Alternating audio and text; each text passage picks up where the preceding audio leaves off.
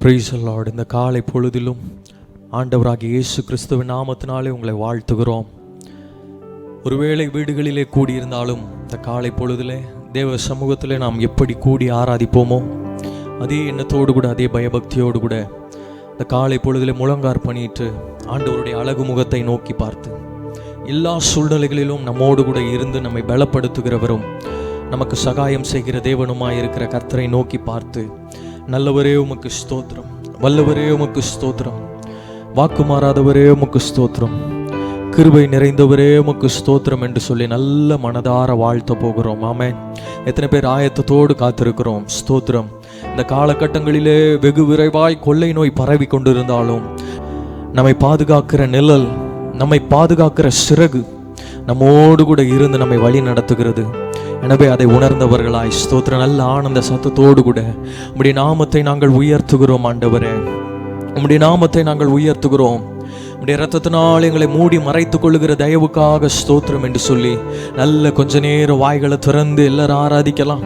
சிறியோர் பெரியோர் எல்லாரும் ஆண்டவருடைய முகத்தை போர்த்து ஆண்டவருடைய முகத்தை பார்த்து, ஆண்டவரே நாங்கள் உமக்கு நன்றி செலுத்துகிறோம் ஆண்டவரே என்று சொல்லி நல்ல சத்தத்தை உயர்த்தி, அப்பா உமக்கு ஸ்தோத்திரம், எங்களை பரிசுத்தமாக்குகிற கர்த்தாவே உமக்கு ஸ்தோத்திரம் என்று சொல்லி நல்லவரை ஸ்தோத்திரம் பண்ணுவோம், வல்லவரை ஸ்தோத்திரம் பண்ணுவோம். ஹல்லேலூயா, ஹல்லேலூயா. நீங்க துதிக்கிற துதியில அந்த வீடு முழுவதும் நிரம்பட்டும். ஸ்தோத்திரம். நீங்க கூடி இருக்கிற பகுதி நிரம்பட்டும். ஹல்லேலூயா. நீங்க இருக்கிற வசிக்கிற பகுதி நிரம்பட்டும். ஹல்லேலூயா. Price God. ஹல்லேலூயா, ஹல்லேலூயா. இயேசுவின் நாமத்தினாலே amen. Praise God, praise God. Yes, நல்ல துதிப்போம், நல்ல துதிப்போம். நன்றி அப்பா உமக்கு ஸ்தோத்திரம். தம்முடைய இரத்தத்தினாலே நம்மை கழுவினவரை நல்ல ஸ்தோத்திரம் பண்ணுவோம். அப்பா நாங்கள் உம்மை துதிக்கிறோம் ஆண்டவரே, எங்கள் தேவனாகிய கர்த்தாவே நாங்கள் உம்மை ஸ்தோத்தரிக்கிறோம் அப்பா.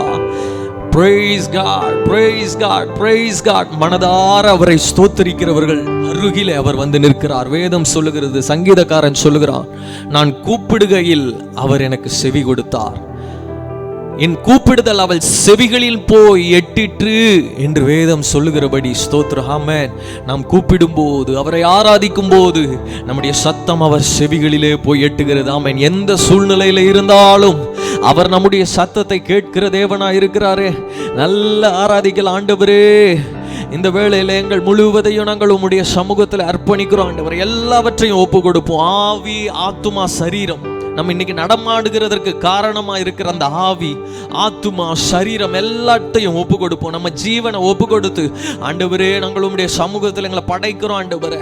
எங்களை சுத்திகரியும் ஐயா, எங்களை சுத்திகரியும் ஐயா. எல்லாரும் கேட்கலாமா? எங்களை சுத்திகரியும் அப்பா. பரிசுத்த தேவனே எங்களை சுத்திகரியும். உமக்கு உகந்த பாத்திரமாய், நீர் விரும்புகிற பாத்திரமாய் எங்களை தகுதிப்படுத்துங்கப்பா. உமக்கு ஸ்தோத்திரம் அப்பா. ஆண்டவர்கிட்ட ஒரு 2 நிமிஷம், அப்பா நீங்க விரும்பாததை என்னிடத்துல இருந்து எடுத்து போட்டுருங்கன்னு சொல்லலாமா? ஸ்தோத்திரம். ஆண்டவர் நம்ம யூஸ் பண்ணணும்னா, ஆண்டவர் நம்முடைய துதிகளை அங்கீகரிக்கணும்னா, நம்மிடத்துல விரும்பாததை அவர் அகற்ற வேண்டும். அவர் விரும்பாததை நாமும் அகற்ற கற்றுக்கொள்ள வேண்டும். நல்ல கரங்களை உயர்த்தி ஆண்டவருடைய சமூகத்துல, அப்பா நீங்க விரும்பாததை நான் அகற்ற எனக்கு உதவி செய்யுங்கப்பா. அப்பா நீங்க விரும்பாததை நீர் என்னிடத்துல இருந்து அகற்றி போடுங்கப்பா. ஆண்டவருடைய ஹெல்ப்பை கேட்கலாமா? நல்ல உச்சந்தலை முதல் உள்ளம் கால் வரைக்கும் அப்பா என் சிந்தனையில நீர் விரும்பாதது மாறட்டும் ஐயா. என் எண்ணங்கள்ல நீர் விரும்பாதது அகன்று போகட்டும் ஆண்டவரே. என் வாழ்க்கையில என் வாய் திறந்து பேசுகிற பேச்சு உமக்கு பிரியமில்லாதது இருக்கும் என்று சொன்னால் அவைகளை எடுத்து போடுங்கப்பா. நல்ல கேட்கலாமா? வாய்களை திறந்து, ஆண்டவரே உம்முடைய இரத்தத்தினால் என்னை கழுவும் அப்பா, உம்முடைய இரத்தத்தினால் என்னை கழுவும் ஐயா. ஒரு விஷயம் அல்ல, ஏக சிந்தையோடு ஒரு மனதினாவியோடு ஆண்டவரை பார்த்து கேட்கலாமாப்பா. உங்க இரத்தத்தினால் என்னை கழுவும் ஐயா. உம்முடைய தூய ரத்தம், உம்முடைய திரு ரத்தம் எங்களை கழுவட்டும் அப்பா. நன்றி ஆண்டவரே, நன்றி ஆண்டவரே. ஹல்லேலூயா, ஹல்லேலூயா.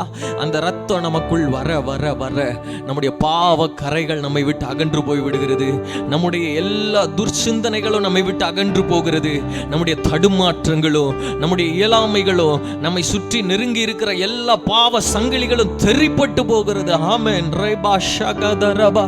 நன்றி ஆண்டவரே, உங்க ரத்தத்தின் வல்லமைக்காக ஸ்தோத்திரம். அந்த சிலுவை காட்சியை பார்த்து ஆண்டவரை பார்த்து சொல்லுங்க, ஆண்டவரே நீர் எனக்காக வந்து தந்தீரப்பா. நன்றி ராஜா, எனக்காக ஜீவனை தந்தீங்களே. நன்றி ஆண்டவரே. இந்த உலகத்தில் இருக்கிற எல்லா மக்களுக்காக அவர் ஜீவனை கொடுத்தாலும் பர்சனலா உங்களையும் என்னையும் அவர் ரொம்ப நேசித்தார். ஹல்லேலூயா. அந்த நன்றியை எண்ணி, அந்த அன்பை எண்ணி ஸ்தோத்திரம் பண்ணுங்க பார்க்கலாம். நன்றியப்பா, நாங்க உண்மை ஸ்தோத்தரிக்கிறோம் ஐயா.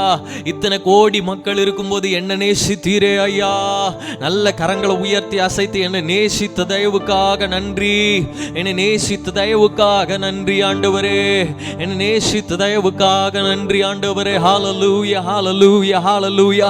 கொஞ்ச நேரம் ஆண்டவருடைய அன்பை உணர்ந்து, அப்பா நீங்க என்னை நேசித்தீங்களே, எந்த தகுதியும் இல்லாதிருக்கும் போது என்னை நேசித்தீங்களே, நன்றி அப்பா. உமக்கு ஸ்தோத்திரம், ஸ்தோத்திரம், ஸ்தோத்திரம். யோசிச்சு பாருங்க, இந்த சூழ்நிலையிலும் நமக்கு உதவி செய்து கொண்டே இருக்கிறார். அவருடைய கை குறுகி போகவில்லை என்று வேதம் சொல்லுகிறது. நமக்கு அன்றாட உணவளித்து, அன்றாட போஜனத்தை தந்து, உடுத்த உடை, உண்ண உணவை தந்து அவர் நல்ல நடத்தி வருகிறார். எத்தனை பேரால சொல்ல முடியும்?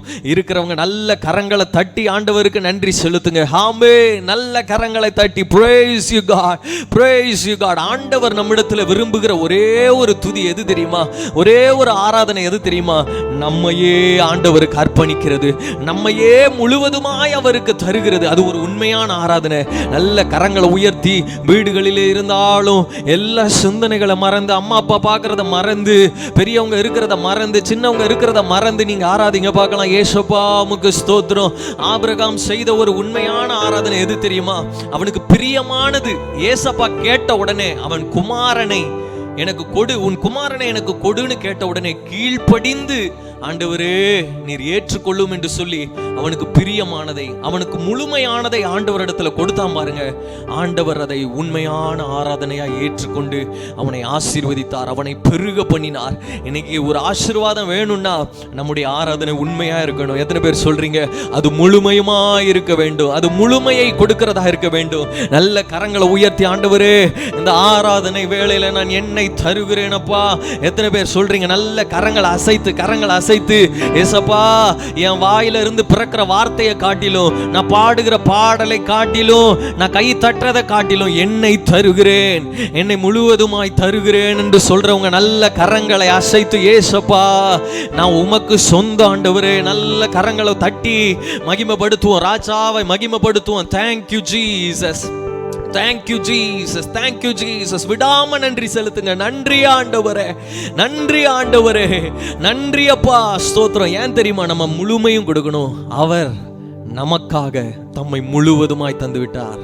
கடைசி சொட்டு ரத்தத்தை கூட வைக்கல. யோசிச்சு பாருங்க, தண்ணீர் கடந்து வந்தது, கடைசியில முழுவதையும் தந்தார். நல்ல கரங்களை உயர்த்தி ஒரு 2 நிமிஷம் ஆண்டவரை பார்த்து, நன்றி ராஜா, உமக்கு நன்றி செலுத்துகிறோம், நன்றி செலுத்துகிறோம், நன்றி செலுத்துகிறோம். எல்லாரும் நல்ல கரங்களை உயர்த்தி அப்பாவுக்கு நன்றி செலுத்துங்க. ஏசப்பா உமக்கு நன்றி ஆண்டவரே, ராஜாதி ராஜா உமக்கு நன்றி அப்பா. நல்ல அவருடைய நாமத்தை சொல்லி புகழுங்க பார்க்கலாம். உமக்கு ஸ்தோத்திரம் ஐயா, உமக்கு நாங்கள் மகிமையை செலுத்துகிறோம். எண்ணி முடியாத நன்மைகளை செய்தீரே, எங்கள் குடும்பத்திற்கு ஆதரவாய் இருந்தீரே, கலங்கரை விளக்கமாய் எங்களுக்கு வெளிச்சத்தை காண்பித்தீரப்பா. நடு இரவிலே நாங்கள் மாட்டிக்கொண்ட சூழ்நிலையில இருக்கும் போது ஆண்டவரே வெளிச்சமாய் எங்களுக்கு பகலாய் இருந்தீரே, உமக்கு ஸ்தோத்திரம் ஆண்டவரே. எங்களோடு கூட நல்ல ஔஷதமா இருந்தீரப்பா. வியாதியின் நேரத்தில் எங்களுக்கு ஔஷதம் நீரப்பா, மருந்து நீரப்பா. டாக்டர்களை காட்டிலும், இந்த உலகத்தில் இருக்கிற நல்ல ஆண்டவரே உதவி செய்கிறவர்களை காட்டிலும் எங்களுக்கு உதவி செய்தவர் நீர் அல்லவோ. நல்ல கரங்களை உயர்த்தி ஆண்டவரை உயர்த்தி, சத்தத்தை உயர்த்தி சொல்ல போகிறோம், என் எல்லாமே அது உமக்குத்தான் ஆண்டவரே. நல்லா ஆராதிக்கலாமா? நல்ல கரங்களை தட்டி அப்பாவுக்கு மகிமை செலுத்துவோம்.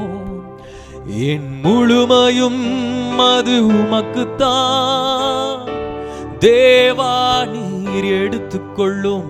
என்னை படைக்கிறேன், படைக்கிறேன், புதிதாக்கும், புதிதாக்கும். என் முழுமையும் அது உமக்குத்தான் தேவா, நீர் எடுத்துக்கொள்ளும். என்னை படைக்கிறேன், படைக்கிறேன், புதிதாக்கும், புதிதாக்கும். தேவனே என் தேவனே, என்னையே தருகிறேன், உந்தன் பின் நான் வந்திட. அர்ப்பணிக்கின்றேன். சொல்லலாமா எல்லாம் சேர்ந்து? ஓ praise God, hallelujah. எல்லாரும் நல்ல சத்தத்தை உயர்த்தி ஆமென். பின் நான் வந்திட அர்ப்பணிக்கின்றேன். என் முழுமையும் அது உமக்குத்தான். தேவா நீர் எடுத்துக்கொள்ளும், என்னை படைக்கிறேன். சத்தத்தை உயர்த்தி சொல்லுங்க, ஆண்டவரே என் ஆராதனையில முழுமை வேண்டும் ஆண்டவரே. சொல்லுவோமா? ஓ என் முழுமையும் அது உமக்குத்தான். தேவா நீர் எடுத்துக்கொள்ளும், என்னை படைக்கிறேன், நான் படைக்கிறேன். புதிதாக்கும் உம் பணி செய்திடத்தான் என்றென்றும் விரும்புகிறேன். அதற்கான தகுதிகளை நீரே தாருமையா. சொல்லுவீங்களா? உம் பணி செய்திடத்தான் என்றென்றும் விரும்புகிறேன். அதற்கான தகுதிகளை அப்பா நீரே தாருமையா. என் ஜீவன் இருக்கும் மட்டும் உம் சேவை செய்திடணும். என் ஜீவன் இருக்கும் மட்டும் உம் சேவை செய்திடணும். தருகிறேன் ஏற்றுக்கொள்ளும், என்னை தருகிறேன். சொல்லலாமா? ஆராதனையில் அர்ப்பணம் தான் மிக முக்கியமானது. சேர்ந்து பாடலாம். என் முழுமையும் அது உமக்குத்தான். தேவா நீர் எடுத்துக்கொள்ளும், என்னை படைக்கிறேன். புதிதாக்கும் என் முழுமையும் அது உமக்குத்தான். யேசுப்பா தேவா நீர் எடுத்துக்கொள்ளும், என்னை படைக்கிறேன். புதிதாக்கும் கரங்களை உயர்த்தி ஆண்டவரை பார்த்து சொல்ல போகிற, ஆண்டவரே உங்க கரத்துல நான் இருக்க விரும்புகிறேன். ஆண்டவரே என்னை உருவாக்குங்கப்பா.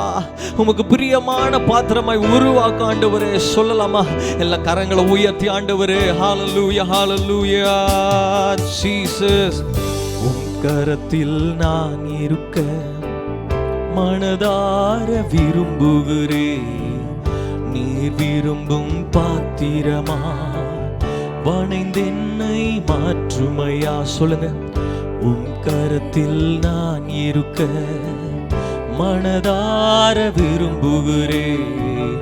நீர் விரும்பும் பாத்திரமா. சொல்லுங்க ஆண்டவரே. வணைந்தென்னை மாற்றுமையா. என் ஜீவன் இருக்கும் மட்டும் உம் சேவை செய்திடணும். என் ஜீவன் இருக்கும் மட்டும் உம் சேவை செய்திடணும். தருகிறேன் ஏற்றுக்கொள்ளும், என்னை தருகிறேன் அப்பா ஏற்றுக்கொ. சேர்ந்து பாடலாமா? ஆண்டவரே உங்களுக்கு தருகிறோம் ஆண்டவரே. எங்கள் முழுமையும் உமக்குத்தானப்பா. எங்களை படைக்கிறோம் ஆண்டவரே. We worship என் முழுமையும் அது உமக்குத்தான். தேவா நீர் எடுத்துக்கொள்ளும், என்னை படைக்கிறேன். புதிதா மீண்டும் ஒரு விஷயம் ஆண்டவரே. என் முழுமையும் அது உமக்குத்தான். தேவா நீர் எடுத்துக்கொள்ளும், என்னை ஆண்டவரே நீங்க என்னை எடுத்துக்கொள்ளாதீங்கன்னு சொல்றதுக்கு வாய்ப்பே இல்லை. ஏன் சொன்னா முழு ரத்தத்தையும் சிந்தி விட்டார். எனவே சொல்லுவோம், என் முழுமையும் அது உமக்குத்தான். தேவா நீர் எடுத்துக்கொள்ளும், என்னை படைக்கிறேன். புதிதாக்கும் ஹalleluya. எத்தனை பேர் முழுமையுமா ஆராதிக்கிறீங்க ஆண்டவரை பார்த்து? ஏதோ பாடலுக்காக அல்ல, உங்களை ரட்சித்த தெய்வம், என்னை ரட்சித்த தெய்வம், அவருக்கு நம்ம முழுவதையும் செலுத்த வேண்டும். நல்ல கரங்களை உயர்த்தி, சின்ன பிள்ளைங்க பெரியவங்க எப்படி சர்ச்சில் வந்தால் எவ்வளவு அழகாக ஆராதிப்பீங்க, நல்ல கரங்களை உயர்த்தி, ஆண்டவரே அப்பா நான் வாழ்கிற ஒவ்வொரு வாழ்க்கையும் உமக்கு தேவை ஆண்டவரே, நீங்கள் எனக்கு தேவைப்பா, எந்த பாவமோ எந்த உலகமோ என்னை பிரிக்க முடியாதப்பா, பரிசுத்தர் பரிசுத்தர் பரிசுத்தர் என்று நான் உம்மை ஆராதிக்கிறேன் ஆண்டவரே. நல்ல கரங்களை தட்டி அபிஷேகத்தில் நிறைந்த ஆவியில நிறைந்த அந்நிய பாஷைகளை பேசுங்க பார்க்கலாம். நன்றி அப்பா, நன்றி அப்பா ஆண்டவரே, உன் பணி செய்ய நான் என்னை தருகிறேன். சின்ன சின்ன ஊழியனாலும் செய்வேன் ஆண்டவரே, அது ஒரு ஆராதனை. நீங்க நம்ப மாட்டீங்க, ஹalleluya. எல்லா சின்ன சின்ன ஊழியங்களும் கர்த்தருக்கென்று உண்மையான செய்கிற, உண்மையாய் நாம் செய்கிற ஆராதனை. நல்ல கரங்களை உயர்த்தி, அப்பா நான் எல்லாவற்றிலும் உண்மையா இருக்கணும் ஆண்டவரே. என் முழுமையும் அது உமக்குத்தான் தேவா, நீர் எடுத்துக்கொள்ளும். என்னை படைக்கிறேன் படைக்கிறேன், புதிதாக்கும் புதிதாக்கும். என் முழுமையும் அது உமக்குத்தான் தேவா, நீர் எடுத்துக்கொள்ளும். என்னை படைக்கிறேன் படைக்கிறேன், புதிதாக்கும். உம் பணி செய்திடத்தான், உம் பணி செய்திடத்தான் என்றென்றும் விரும்புகிற. கரங்களை உயர்த்தி இருக்கிற இடங்களிலே தகுதிகள் நீங்க தாங்கப்பா. சின்ன பிள்ளைங்க பெரியவங்க எல்லாம் கேளுங்க, ஆதியில செஞ்ச ஊழியம் எங்க செய்திட ஆண்டவரே நான் செய்யணும், மீண்டும் செய்வேன் ஆண்டவரே, மீண்டும் நல்லா ஆராதிப்போம்ப்பா, நல்ல உபவாசம் இருப்பேன், நல்ல ஜெபிப்பேன் ஆண்டவரே. ஸ்தோத்திரம்ப்பா. நீரே தாருமையா என் ஜீவன், என் ஜீவன் இருக்கும் மட்டும் உம் சேவை செய்திடணும். சொல்லுவீங்களா? என் ஜீவன் இருக்கும் மட்டும் உம் சேவை செய்திடணும். தருகிறேன் தருகிறேன் டடி, ஏற்றுக்கொள்ளும் என்னை.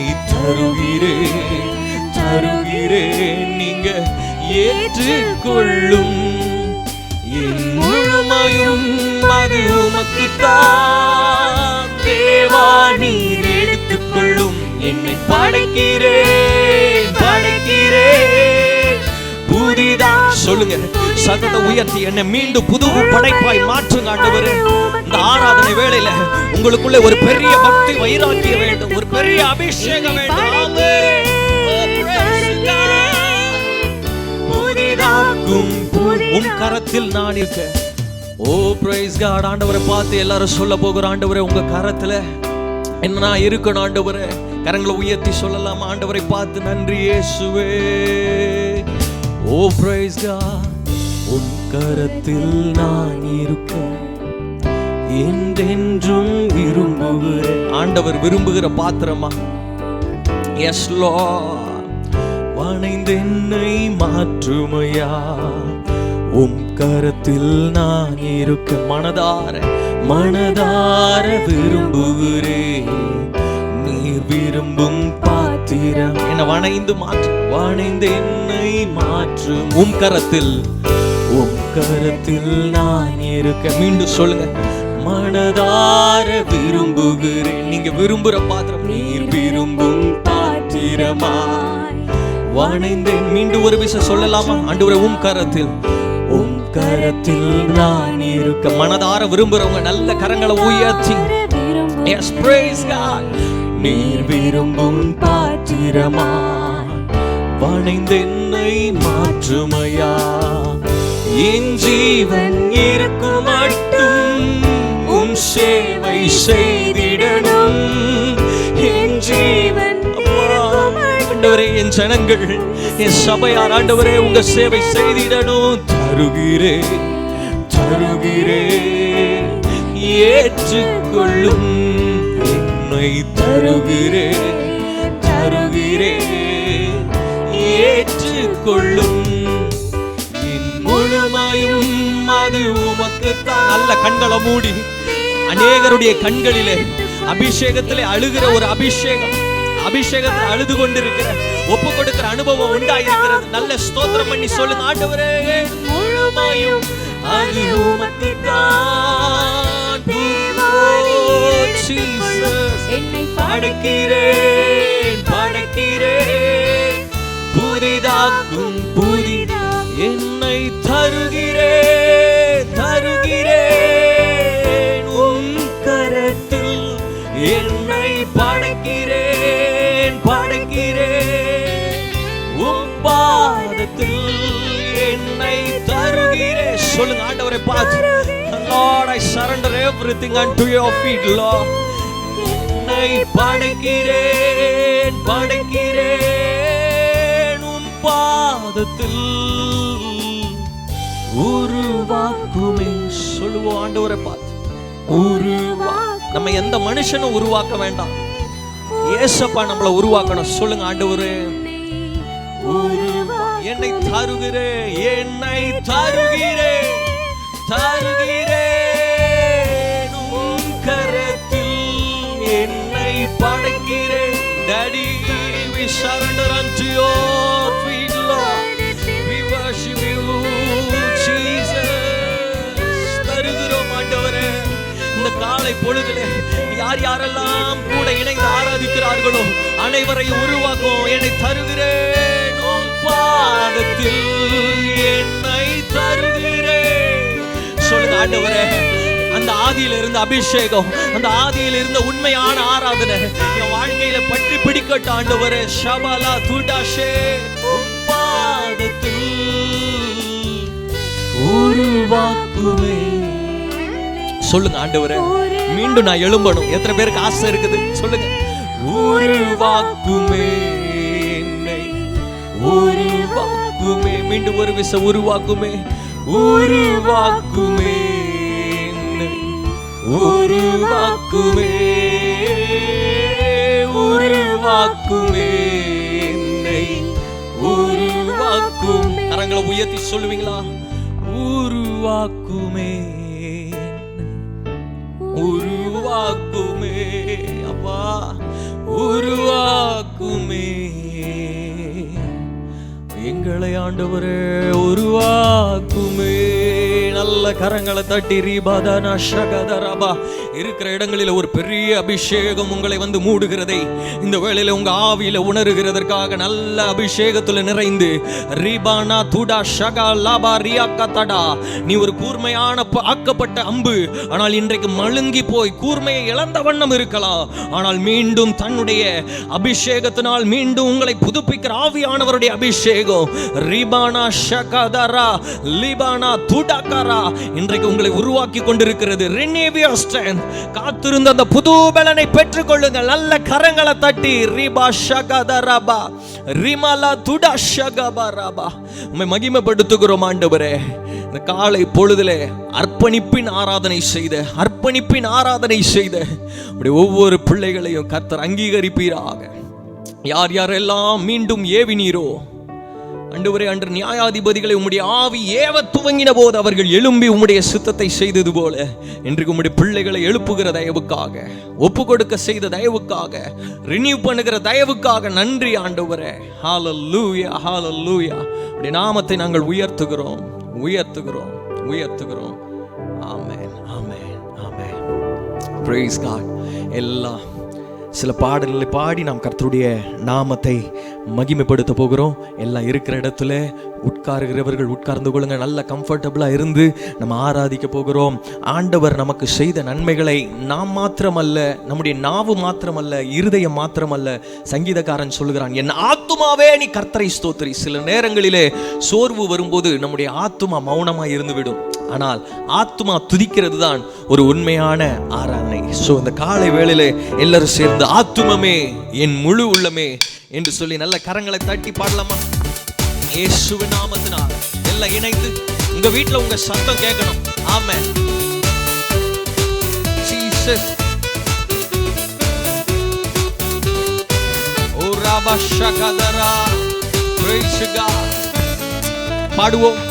ஆத்துமமே என் முழு உள்ளமே உன் ஆண்டவரை தொழுதேத்து இந்நாள் வரை அன்பு வைத்தாதரித்த உன் ஆண்டவரை தொழுதேத்து. மீண்டும் ஆத்துமமே என் முழு உள்ளமே உன் ஆண்டவரை உற்சாகத்தோடு தொழுதேத்து இந்நாள் வரை அன்பு வைத்தாதரித்த உன் ஆண்டவரை தொழுதேத்து போற்றிடும் போற்றிடும் வானோர் பூதலத்துள்ளும் சாற்றுதற்கரிய தன்மையுள்ள பாடுவோம். போற்றிடும் வானோர் கரங்களை தட்டி சாற்றுதற்கரிய தன்மையுள்ள ஆத்துமமே என் முழு உள்ளமே உன் ஆண்டவர். ஆத்துமாவை பார்த்து பாடுங்க.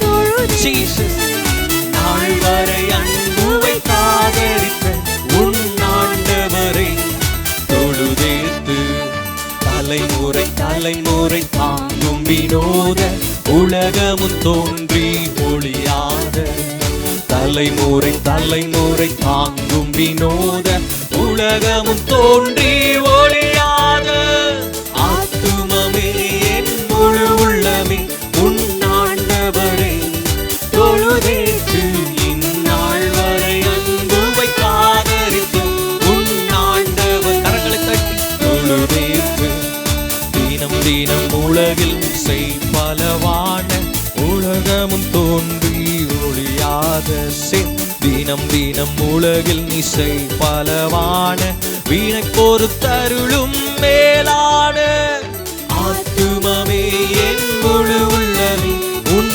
ஆண்டவரை தொழுதேத்து. ஓ பிரைஸ் காட். நல்ல கரங்களை தட்டி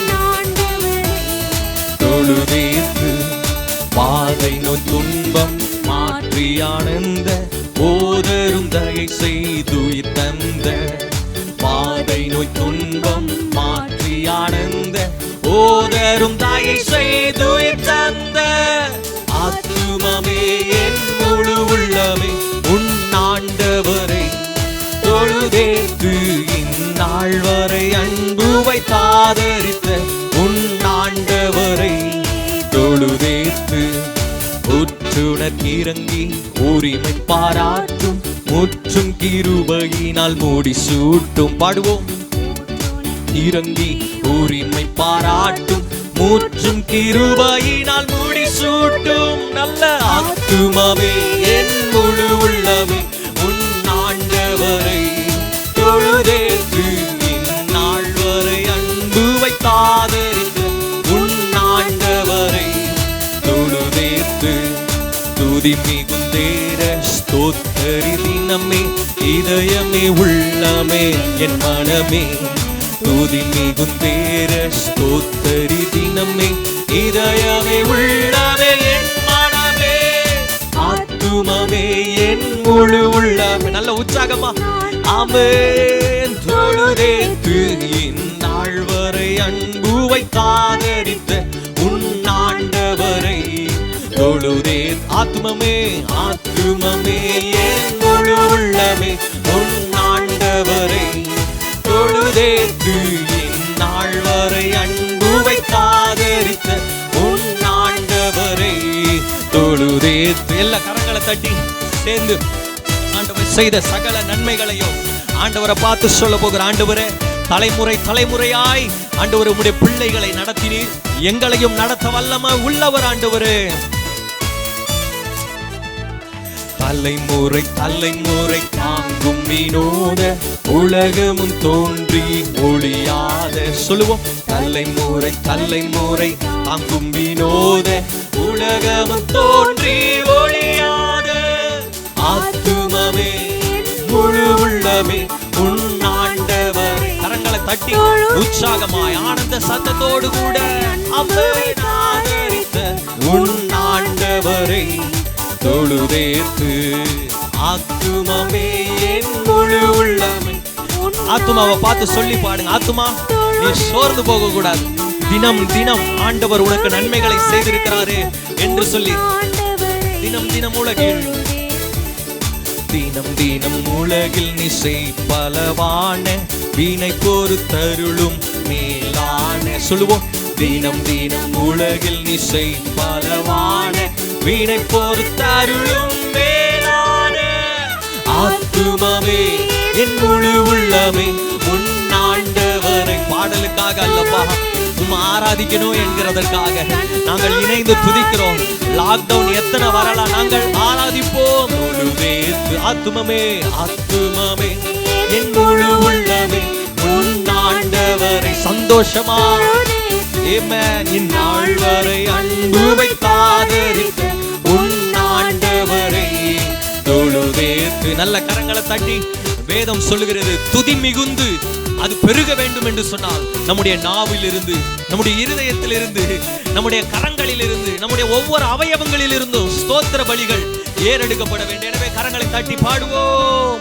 துதி மிகுந்தேர ஸ்தோத்தரி தினமே இதயமே உள்ளமே என் மனமே. பாடுங்க. துதி மிகுந்தேர ஸ்தோத்தரி தினமே இதயமே உள்ளமே என் மனமே. ஆத்துமமே என் முழு உள்ளமே உன் ஆண்டவரை தொழுதேத்து. இந்நாள் வரை அன்பு வைத்தாதரித்த உன் ஆண்டவரை தொழுதே. மீண்டுமாய் ஆத்துமமே ஓ ராமஷகதரா. Amen. Praise God. Hallelujah. உன் ஆண்டவரை தொழுதேற்று. நல்ல கரங்களை தட்டி ஓ ராமஷகதரபா. எவ்வளவுக்கு எவ்வளவு அதிகமாய் ஆத்துமா துதிக்கிறதோ அவர்களை கொண்டு தேசம் ஹல்லேலூயா சுபிக்ஷமா இருக்கும். நல்ல கரங்களை தட்டி அந்நிய பாஷைகளை பேசி அந்த தூயாதி தூயவரை, மகத்துவம் நிறைந்த தேவனை, பரிசுத்த தேவனை நல்ல கொஞ்ச நேரம் ஆர்ப்பரித்து ஸ்தோத்திரம் பண்ணுங்க. விட்டு கொடுத்து நல்ல ரீபா கதரபா ஷகதரபா லகதரா ரீமா கதரா ஷே லிபனதுரா. அவர் செய்த நன்மைகளை மறக்க கூடாது. அவர் செய்த நன்மைகள் 1000 10,000 அதற்கு மேலாக அன்அக்கவுண்டபிள். ஆமென் ஜீசஸ். சிலர் காரியங்களை அவங்க வரவு செலவெல்லாம் அக்கவுண்ட் பண்ணி வச்சிருப்பாங்க. இதுதான் வரவு, இது போயிருக்கு, வந்திருக்கு, போயிருக்கு. ஆனா ஆண்டவருடைய புக்ல அல்லது நம்முடைய புக்ல நீங்க எழுதி வச்சாலும் அவருடைய நன்மைகளை கவுண்ட் பண்ண முடியாது. That is unaccountable. அதை கூட்டி கழிக்க முடியாது. அவ்வளவு அதிகமா இருக்கும். ஆமே. எந்த லெஜர்லயும் உட்கார்ந்து அதை டேலி பண்ண முடியாது. ஆமே. நாம் அவருக்கு செய்ததை, அவர் நமக்கு செய்ததை ஈக்குவல் பண்ணி பார்த்தோம்னு சொன்னா அது டேலியே பண்ண முடியாது. அவருடைய நன்மைகள் பெருசு, அவருடைய நன்மைகள் பெருசு. நல்ல கரங்களை தட்டி ஆண்டவருக்கு நன்றி செலுத்துவோம். நன்றி ஆண்டவரே, நன்றி ஆண்டவரே. ஹல்லேலூயா, ஹல்லேலூயா. அந்த தெய்வத்தை நல்ல புகழ்ந்து கரங்களை தட்டி மகிமைப்படுத்துவோம். ஸ்தோத்திரம். அவர் செய்த காரியங்களுக்கு நாம் செய்ய வேண்டிய ஒன்று, ஆண்டவரை எல்லா நேரமும் துதித்து கொண்டே இருக்க வேண்டும். பரலோகம் செல்லுகிற வரைக்கும் இந்த பூலோகத்துல நாம் துதித்து கொண்டே இருக்க வேண்டும். 24 மணி நேரமும் அங்கே துதி ஆராதனை தான். அந்த தூயவரை தரிசித்து ஆண்டவரே நீர் பெரியவர், பரிசுத்தர் என்று சொல்லி நல்ல கரங்களை தட்டி இன்னொரு பாடலை பாடுவோம். தூயாதி தூயவரே உமது புகழை நான் பாடுவேன். நல்ல கரங்களை தட்டி மகிமை உயர்த்தி, மகிபனை உயர்த்தி, மாறாதவரை உயர்த்தி நல்ல ஸ்தோத்திரம் பண்ணுவோம். தூயாதி தூயவரே உமது புகழை நான் பாடுவேன். சொல்லுங்க. தூயாதி ஜீசஸ் உமது புகழை நான் பாடுவேன். சொல்லலாம். பாரில் எனக்கு வேறென்ன வேண்டும், உயிருள்ளவரை நின் புகழ் பாட வேண்டும். பாரில் எனக்கு வேறென்ன வேண்டும், உயிருள்ளவரை நின் புகழ் பாட வேண்டும். தூயாதி தூயவரே. நல்ல கரங்களை தட்டி ஆமென் ஜீசஸ் நான் பாடுவேன் சேர்ந்து. தூயாதி தூயவரே உமது புகழை நான் பாடுவேன். சீடரின் கால்களை கழுவினவர், செந்நீரால் என் உள்ளம் கழுவிடுமே. சொல்லுவோம். சீடரின் கால்களை கழுவினவர், செந்நீரால் என் உள்ளம் கழுவிடுமே. இந்த பாரில் எனக்கு வேறென்ன வேண்டும், உயிருள்ள வரை புகழ் பாட. சொல்லுவீங்களா? பாரில் எனக்கு வேறென்ன வேண்டும், உயிருள்ள வரை புகழ் பாட. தூயாதி தூயவரே, தூயாதி தூயவரே உமது புகழை நான் பாடுவேன். மீண்டும் ஒரு விசை. தூயாதி அன்பு தெய்வமே. ஆமென். பார்வோனின் நோய்களை நீக்கினவர், பார்வோனின் நோய்களை நீக்கினவர், பாவியன் பாவ நோய் நீக்கிடுமே. சொல்லுவோம். பார்வோனின் நோய்களை நீக்கினவர், பாவியன் பாவ நோய் நீக்கிடுமே. இந்த பாரில் வேறென்ன வேண்டும், உயிருள்ள வரை நின் புகழ் பாட. சேர்ந்து சொல்லுவோம், பாரில் எனக்கு வேறென்ன வேண்டும், உயிருள்ள வரை நின் புகழ் பாட வேண்டும். தூயாதி தூயவரே உமது புகழை நல்ல அர்ப்பணிப்போடு பாடலாம். ஆண்டவரே, உம்முடைய புகழை எல்லா நேரங்களிலும் நாங்கள் எடுத்துரைக்கிறவர்களா இருக்க வேண்டும் ஐயா. புகழை நான் பாடுவேன், துயரங்கள் பாதியில் அடைந்தவரே, துன்பங்கள் தாங்கிட பலன் ஓடிடக்கூடாது. துயரங்கள் ஆண்டவரை பார்த்து கேட்கணும், என் துன்பங்களை நான் தாங்கணும், துன்பங்கள் தாங்கிட பலன் தாருவே. பாரில் எனக்கு வேறென்ன வேண்டும், உயிருள்ள வரை நின் புகழ் பாட. சேர்ந்து சொல்லுவோம், பாரில் எனக்கு வேறென்ன வேண்டும், உயிருள்ள வரை நின் புகழ் பாட. கரங்களை தட்டி தூயாதி தூயவரே ஓ ராமா ஷகலா. நல்ல அபிஷேகத்துல நிறைந்து அப்பா, நான் உம்மை அறிவிக்க வேண்டும் ஆண்டவரே, உம்மை பிரஸ்தாபப்படுத்த வேண்டும். ஆமென். உமது புகழை நான் பாடுவேன், பரலோகில் இடம் உண்டு என்றவரே, பரிவாக என்னை சேர்க்க வேகம் வாருமே. சொல்லுங்க, பரலோகில் இடம் உண்டு என்றவரே, பரிவாக என்னை சேர்க்க வேகம் வாருமே. இந்த பாரில் ஒரு ஆண்டவர் நமக்கு ஒரு வாசஸ்தலங்களை உண்டு பண்ணி இருக்கிறார். அந்த வாசஸ்தலங்களுக்கு கொண்டு செல்ல அவர் ரொம்ப வாஞ்சிக்கிறார். நல்ல கரங்களை தட்டி பாடலாம். ஆண்டவரே, புகழ் பாட வேண்டும், பாரில் எனக்கு வேறென்ன, உயிருள்ள வரை நின் புகழ் பாட வேண்டும், பாரில் எனக்கு வேறென்ன வேண்டும், உயிருள்ள வரை நின் புகழ் பாடவே. சேர்ந்து பாரில் எனக்கு கர்த்தாதி கர்த்தரின் கர்த்தாதி கர்த்தரின் புகழ் பாட வேண்டும். சொல்லுவோம், பாரில் வேற கர்த்தாதி கர்த்தரின் கர்த்தாதி கர்த்தரின் புகழ் பாடவே. ஜீவனுள்ள காலம் எல்லாம் என்ன செய்ய வேண்டும், கர்த்தாதி கர்த்தரின் புகழ் பாட வேண்டும்.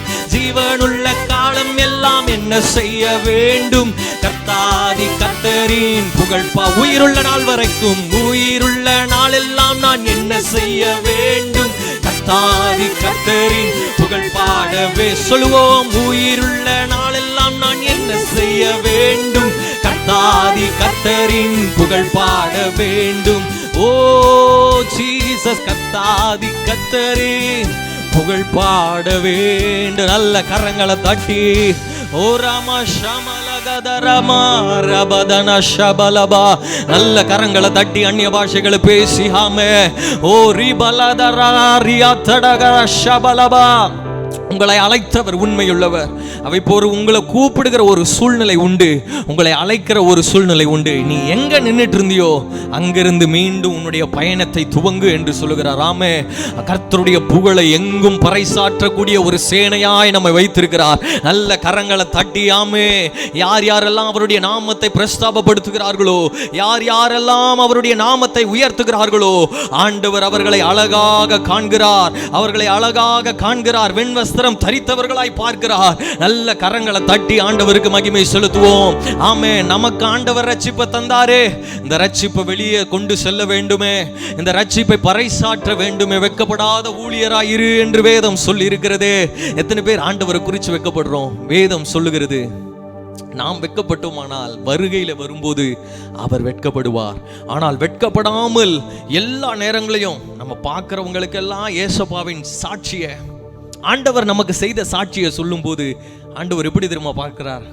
அழகாய் நம்மை பார்க்கிறார். நல்ல கரங்களை தட்டி ஆண்டவருக்கு மகிமை செலுத்துவோமா? அப்படியே கண்களை மூடி ஆண்டவரை பார்த்து சொல்ல போகிற, ஆண்டவரே நன்றி அப்பா, நன்றி அப்பா, உங்க கிருபைக்காக நன்றி ஆண்டவரே. நாங்க அழகுள்ளவர்களா இருக்க வேண்டும் ஆண்டவரே. வேதம் சொல்லுகிறது, நீ கருப்பா இருந்தாலும் அழகா இருக்கிறாய். நம்முடைய பியூட்டி பார்லருக்கு போய் அழகை மெருகேற்றணும் இல்லை, ஏசப்பா நம்முடைய அழகை ரசிக்கணும்னா ஆண்டவருக்காக எல்லாவற்றையும் செய்ய வேண்டும், ஆண்டவருக்காக ஏதாகிலும் செய்ய வேண்டும், நம்மளால இயன்றதை செய்ய வேண்டும். நல்ல கரங்களை உயர்த்தி ஆண்டவரே நன்றி அப்பான்னு ஒப்பு கொடுங்க பார்க்கலாம். ஸ்தோத்திரம் ஸ்தோத்திரம் ஸ்தோத்திரம் ஸ்தோத்திரம். ஹல்லேலூயா. அழகாய் நிற்கும் யார் இவர்கள், திரளாய் நிற்கும் யார் இவர்கள், சேனை தலைவராம் இயேசுவின் போர்த்தளத்தில் அழகாய் நிற்கும் யார் இவர்கள், அழகாய் நிற்கும் யார் இவர்கள். எல்லா ஜாதியா, எல்லா கோத்திரம், எல்லா மொழியும் பேசும் மக்களா, சிலுவையின் கீழ் இயேசு இரத்தத்தால் சீர் போராட்டம் செய்து முடித்தோர் அழகாய் நிற்கும் யார் இவர்கள். நல்ல உணர்ந்து பாடுவோம். நல்லாய் நிற்கும் சேனை தலைவருக்காக, சேனை தலைவராம் இயேசுவின் போர்த்தளத்தில் அழகாய் நிற்கும் யார் இவர்கள், அழகாய் நிற்கும் யார் இவர்கள். வெள்ளை அங்கியை தரித்துக் கொண்டு வெள்ளை குருத்தாமோளை பிடித்து ஆர்ப்பரிப்பார் பிதாவின் முன்பு, ஆட்டுக்குட்டிக்கே மகிமை என்று அழகாய் நிற்கும் யார் இவர்கள். அந்த வெள்ளை அங்கியை தரித்து ஒரு நாள் அவருக்கு முன்பாக திரள் சேனையாய் நிற்க போகிறோம். அவருக்காக ஊழியம் செய்கிறவர்களுக்கு தான் அந்த வாக்கியம் கிடைக்கும். நல்ல கரங்களை தட்டி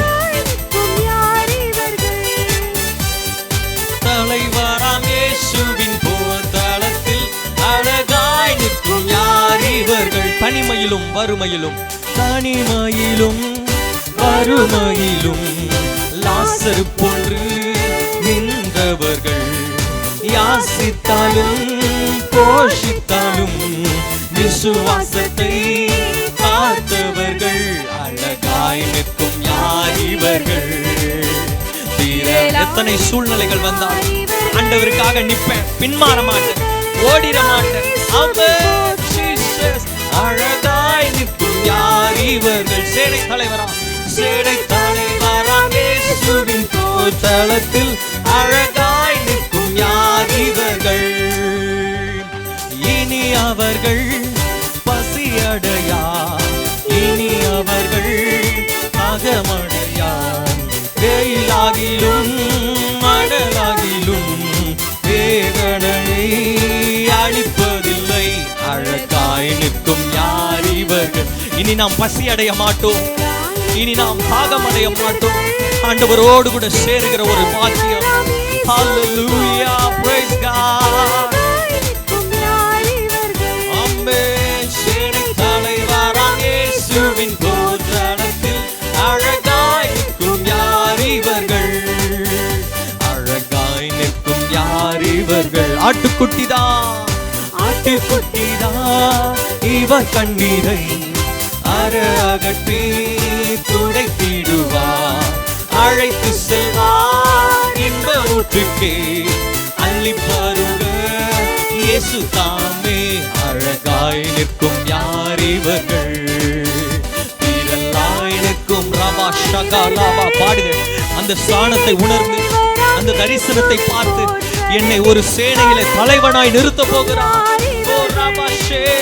சேனை தலைவராம் இயேசுவின் போர்த்தளத்தில் அழகாய் நிற்கும் யார் இவர்கள், சேனை தலைவராம் இயேசுவின் போர்த்தளத்தில் அழகாய் நிற்கும் யார் இவர்கள், அழகாய் நிற்கும் யார் இவர்கள். எல்லா ஜாதியார் மீண்டும் பாடுவோம். எல்லா ஜாதியார், எல்லா கோத்திரம், எல்லா மொழியும் பேசும் மக்களாம், சிலுவையின் கீழ் இயேசு இரத்தத்தால் சீர் போராட்டம் செய்து முடித்தோர், அழகாய் நிற்கும் யார் இவர்கள், திரளாய் நிற்கும் யார் இவர்கள்.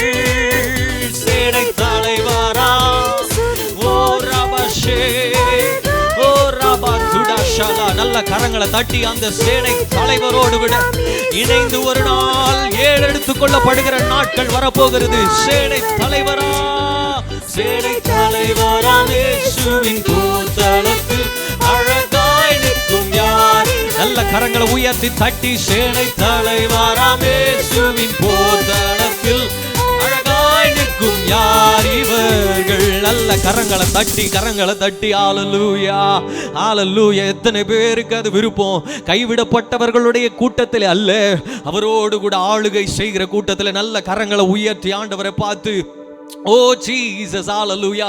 நல்ல கரங்களை உயர்த்தி சொல்லலாமா? சேனை தலைவராம் இயேசுவின் போர்த்தளத்தில் அழகாய் நிற்கும் யார் இவர்கள்? வெள்ளை அங்கியை தரித்து கொண்டு வெள்ளை குருத்தா ஓலை பிடித்து ஆர்ப்பரிப்பார் பிதாவின் முன்பு அள்ளி பருக. எஸ் God, இயேசு தாமே. ரிவாஷபலபா. நல்ல கரங்களை தட்டி ஆண்டவருக்கு மகிமை செலுத்தி ஹalleluya, ஹalleluya. நன்றி அப்பா. நல்ல கரங்களை உயர்த்தி ஆண்டவரை பார்த்து சொல்லுவோம். நம்முடைய சபையில் இருக்கிற நாள் வரைக்கும் ஆண்டவருக்காக நான் ஏதாகிலும் செய்ய வேண்டும் சொல்றவங்க நல்ல கரங்களை உயர்த்தி ஆண்டவருக்கு நன்றி செலுத்துவோம். நன்றி அப்பா, நன்றி ஆண்டவரே, நன்றி ஆண்டவரே. நாங்கள் துதிக்கிறோம், துதிக்கிறோம், துதிக்கிறோம். நேர வரைக்கும் எங்களை ஆராதிக்க வைத்தீர், பாட வைத்தீர், துதிக்க வைத்தீர், எங்களை அழைத்த அழைப்பை உணர வைத்தீர். அதற்காக ஸ்தோத்திரம். இந்த நேரத்திலும் எங்கள் எல்லா சூழ்நிலைகளை கர்த்தர் ஆளுகை செய்த தயவுக்காக நன்றி. பாடின பாடல்கள் எல்லாவற்றிலும் கூட இருந்ததற்காக ஸ்தோத்திரம்.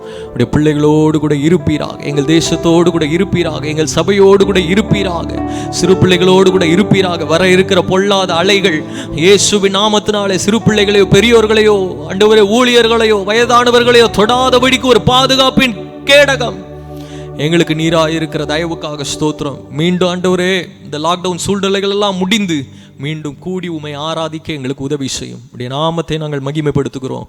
கேட்க போகிற ஆண்டவரே எல்லா செய்திகளும் வார்த்தைகளும் எங்களை ஊண்டு ஆண்டவரே கட்ட கர்த்தர் உதவி செய்யும். உடைய கரத்தில் தாழ்த்தி ஒப்பு கொடுக்கிறோம். உடைய நாமம் மகிமைப்படட்டும். இயேசுவின் மூலம் துதிகளை செலுத்துகிறோம் நல்ல பிதாவே. ஆமென், ஆமென், ஆமென்.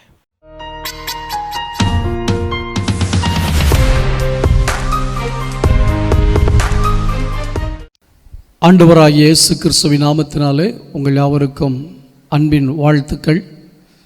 இந்த வாரம் நம்முடைய சபை ஆராதனை ஆன்லைனில் நடந்து கொண்டிருக்கிறது. உங்களுக்கு தெரியும், இவ்வளவு நேரம் கர்த்தரை துதித்தீர்கள், ஆராதித்தீர்கள். இப்பொழுதும் கர்த்தருடைய வார்த்தைக்குள்ளே நாம் கடந்து செல்வோம். நீதிமொழிகளின் புத்தகம் 12ஆம் அதிகாரம் 15ஆம் வசனம். மதியனனுடைய வழி அவன் பார்வைக்கு செம்மையாயிருக்கும், ஆலோசனைக்கு செவி கொடுக்கிறவனோ ஞானமுள்ளவன். தேவனுடைய ஆலோசனையை குறித்த சில காரியங்களை இன்றைக்கு நாம் எல்லாரும் சேர்ந்து கற்றுக்கொள்ளப் போகிறோம். அன்பான தேவ பிள்ளைகளே, ஆலோசனை என்பது ஒரு மனிதனுக்கு மிகவும் முக்கியமானது. ஒரு கம்பெனி எடுத்துக்கொள்வீர்கள் என்றால் அங்கே அட்வைசர் என்று சிலர் இருப்பார்கள், லீகல் அட்வைசர் என்று இருப்பார்கள், சட்ட ரீதியான ஆலோசனை சொல்லுகிறவர்கள், உற்பத்தி ரீதியான ஆலோசனை சொல்லுகிறவர்கள், இன்னும் பல துறைகளிலே ஆலோசனை சொல்லுகிறவர்கள் இருப்பார்கள். சமீபத்தில் கூட நம்முடைய தமிழக முதலமைச்சர் ஆலோசனைக்காக அவர் எடுத்திருக்கிற ஆட்களை நீங்கள் பார்த்திருப்பீர்கள். மிகவும் படித்தவர்கள், பல துறைகளிலே தேறினவர்கள், பல துறைகளை பற்றி நல்ல அறிவுள்ளவர்கள், நல்ல ஆலோசனை சொல்லுகிறவர்களை கூட வைத்திருக்கிறார். ஆம் தெய்வ பிள்ளைகளே, நம்முடைய வாழ்க்கை முன்னேறுவதற்காக தேவன் பல ஆலோசனைகளை நமக்கு வைத்திருக்கிறார். துரதிர்ஷ்டவசமான ஒரு காரியம் என்னவென்றால், நாம் ஆலோசனைக்கு செவி கொடுக்காமல் நம்முடைய மனது என்ன சொல்லுதோ அதுதான் முக்கியம் என்று நினைத்து நாம் வாழ்ந்து கொண்டிருக்கிறோம். இன்றைக்கு இந்த செய்தியின் முடிவில் நீங்கள் முக்கியமான ஒரு சத்தியத்தை அறிந்து கொள்ளப் போகிறீர்கள். ஒரு நம்பிக்கை உங்களுக்கு பிறக்கப் போகிறது.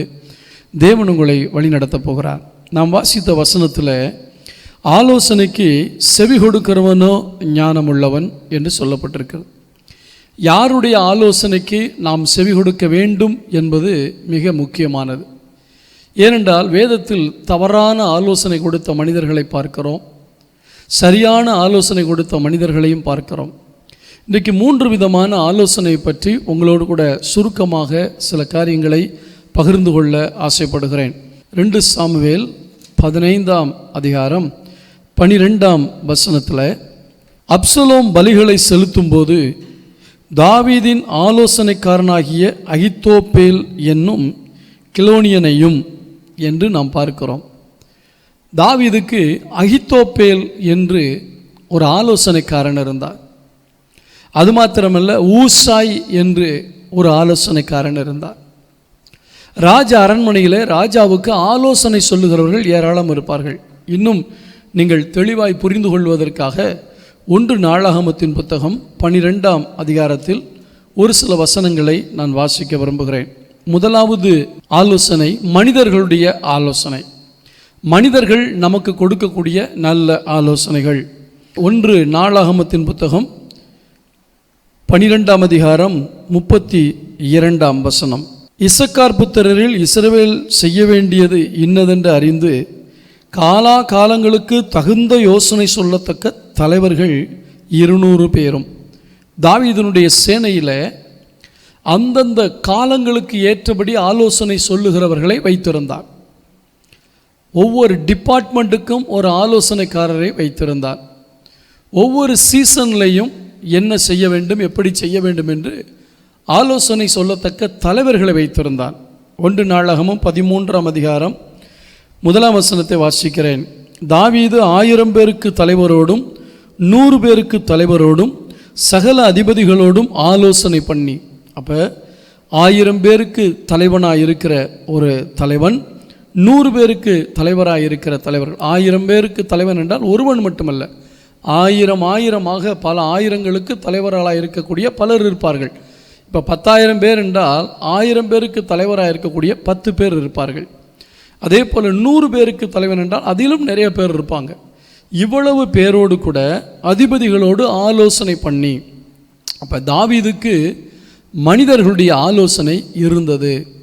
இன்றைக்கு நீங்களும் நானும் தேவ மனிதர்களுடைய ஆலோசனையை கேட்க வேண்டியது மிகவும் அவசியம். ஆனால் ஒரு சில ஆலோசனைகள் தகாத ஆலோசனைகளும் வரத்தான் செய்யும்.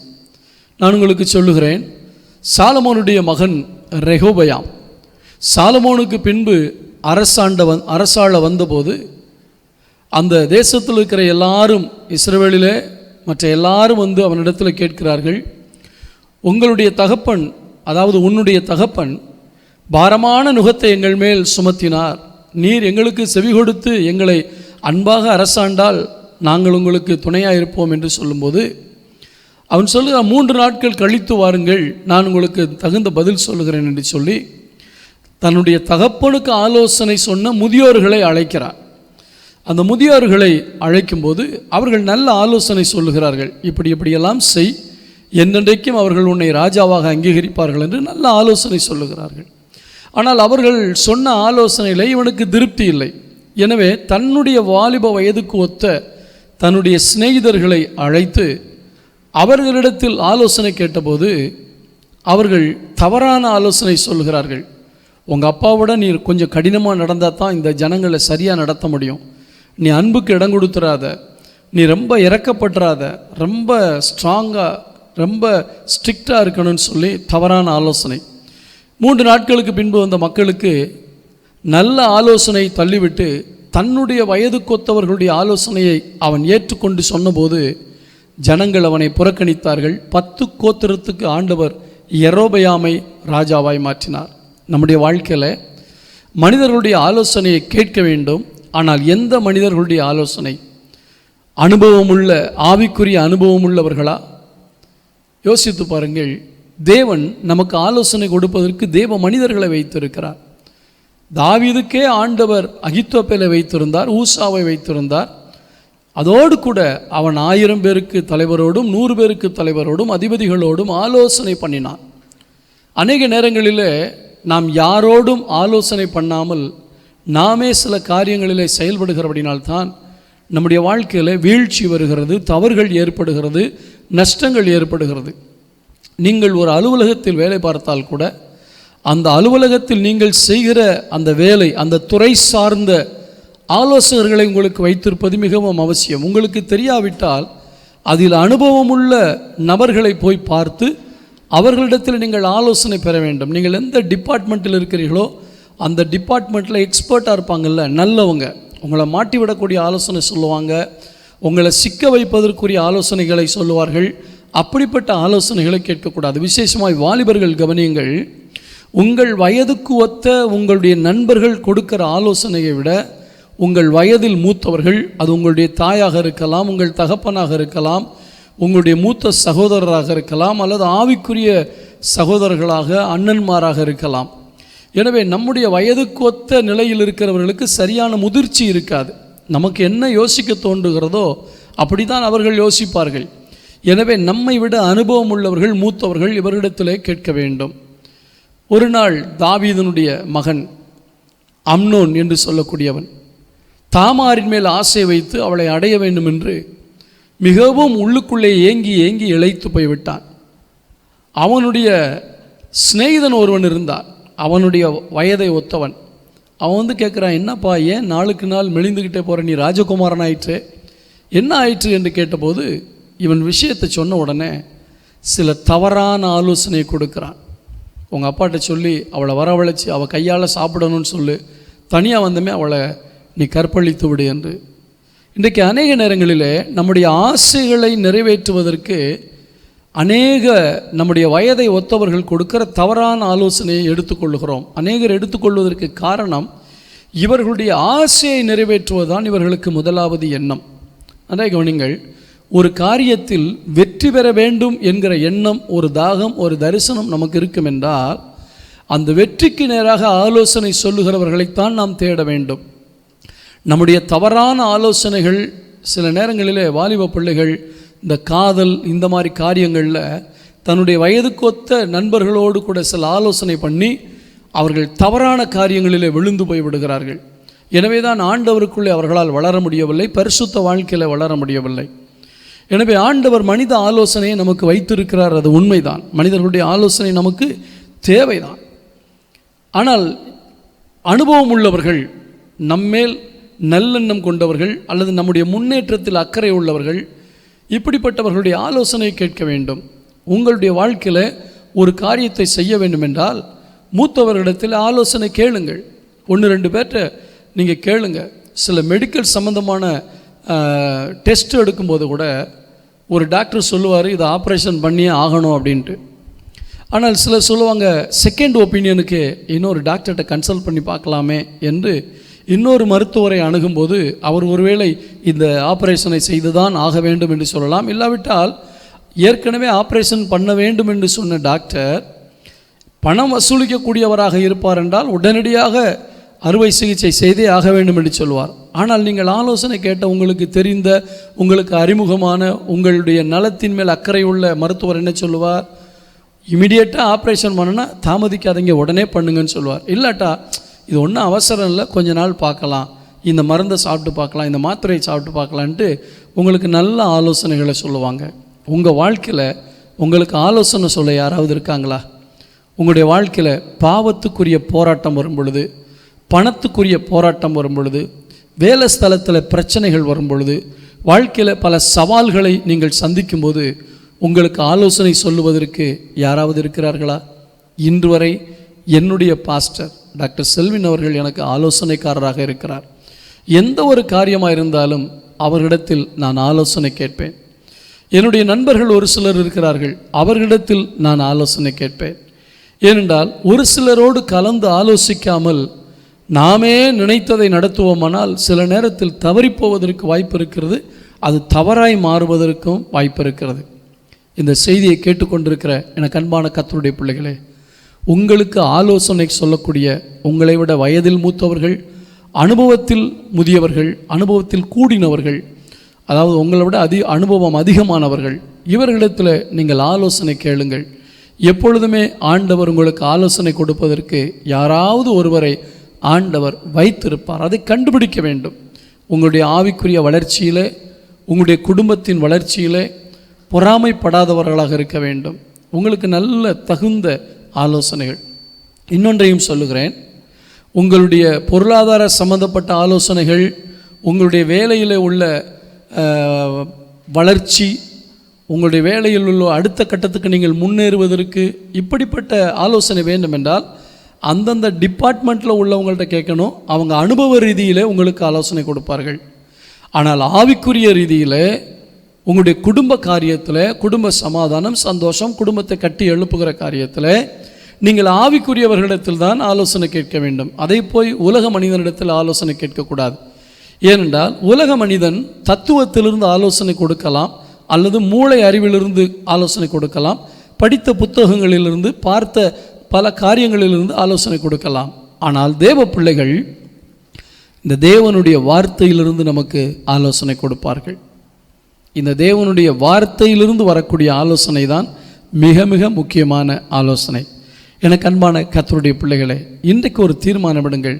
எனக்கும் சில ஆலோசகர்கள் தேவை.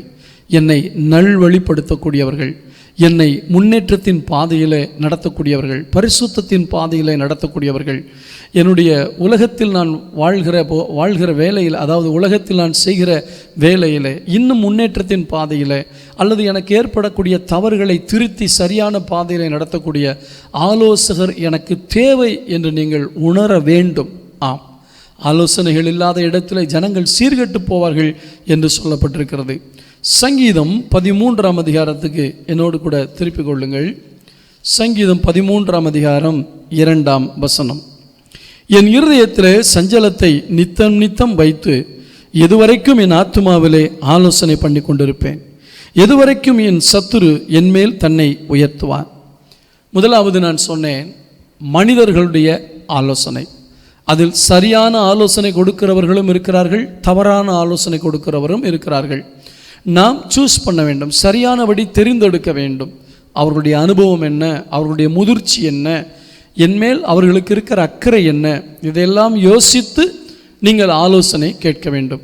உங்களுடைய வளர்ச்சியிலே பொறாமைப்படுகிற ஒருவரிடத்தில் நீங்கள் போய் ஆலோசனை கேட்பீர்கள் என்றால் தவறான ஆலோசனை சொல்லிவிடுவார்கள். நீங்கள் வீணாக சில காரியங்களிலே மாட்டிக்கொள்ள வேண்டும்.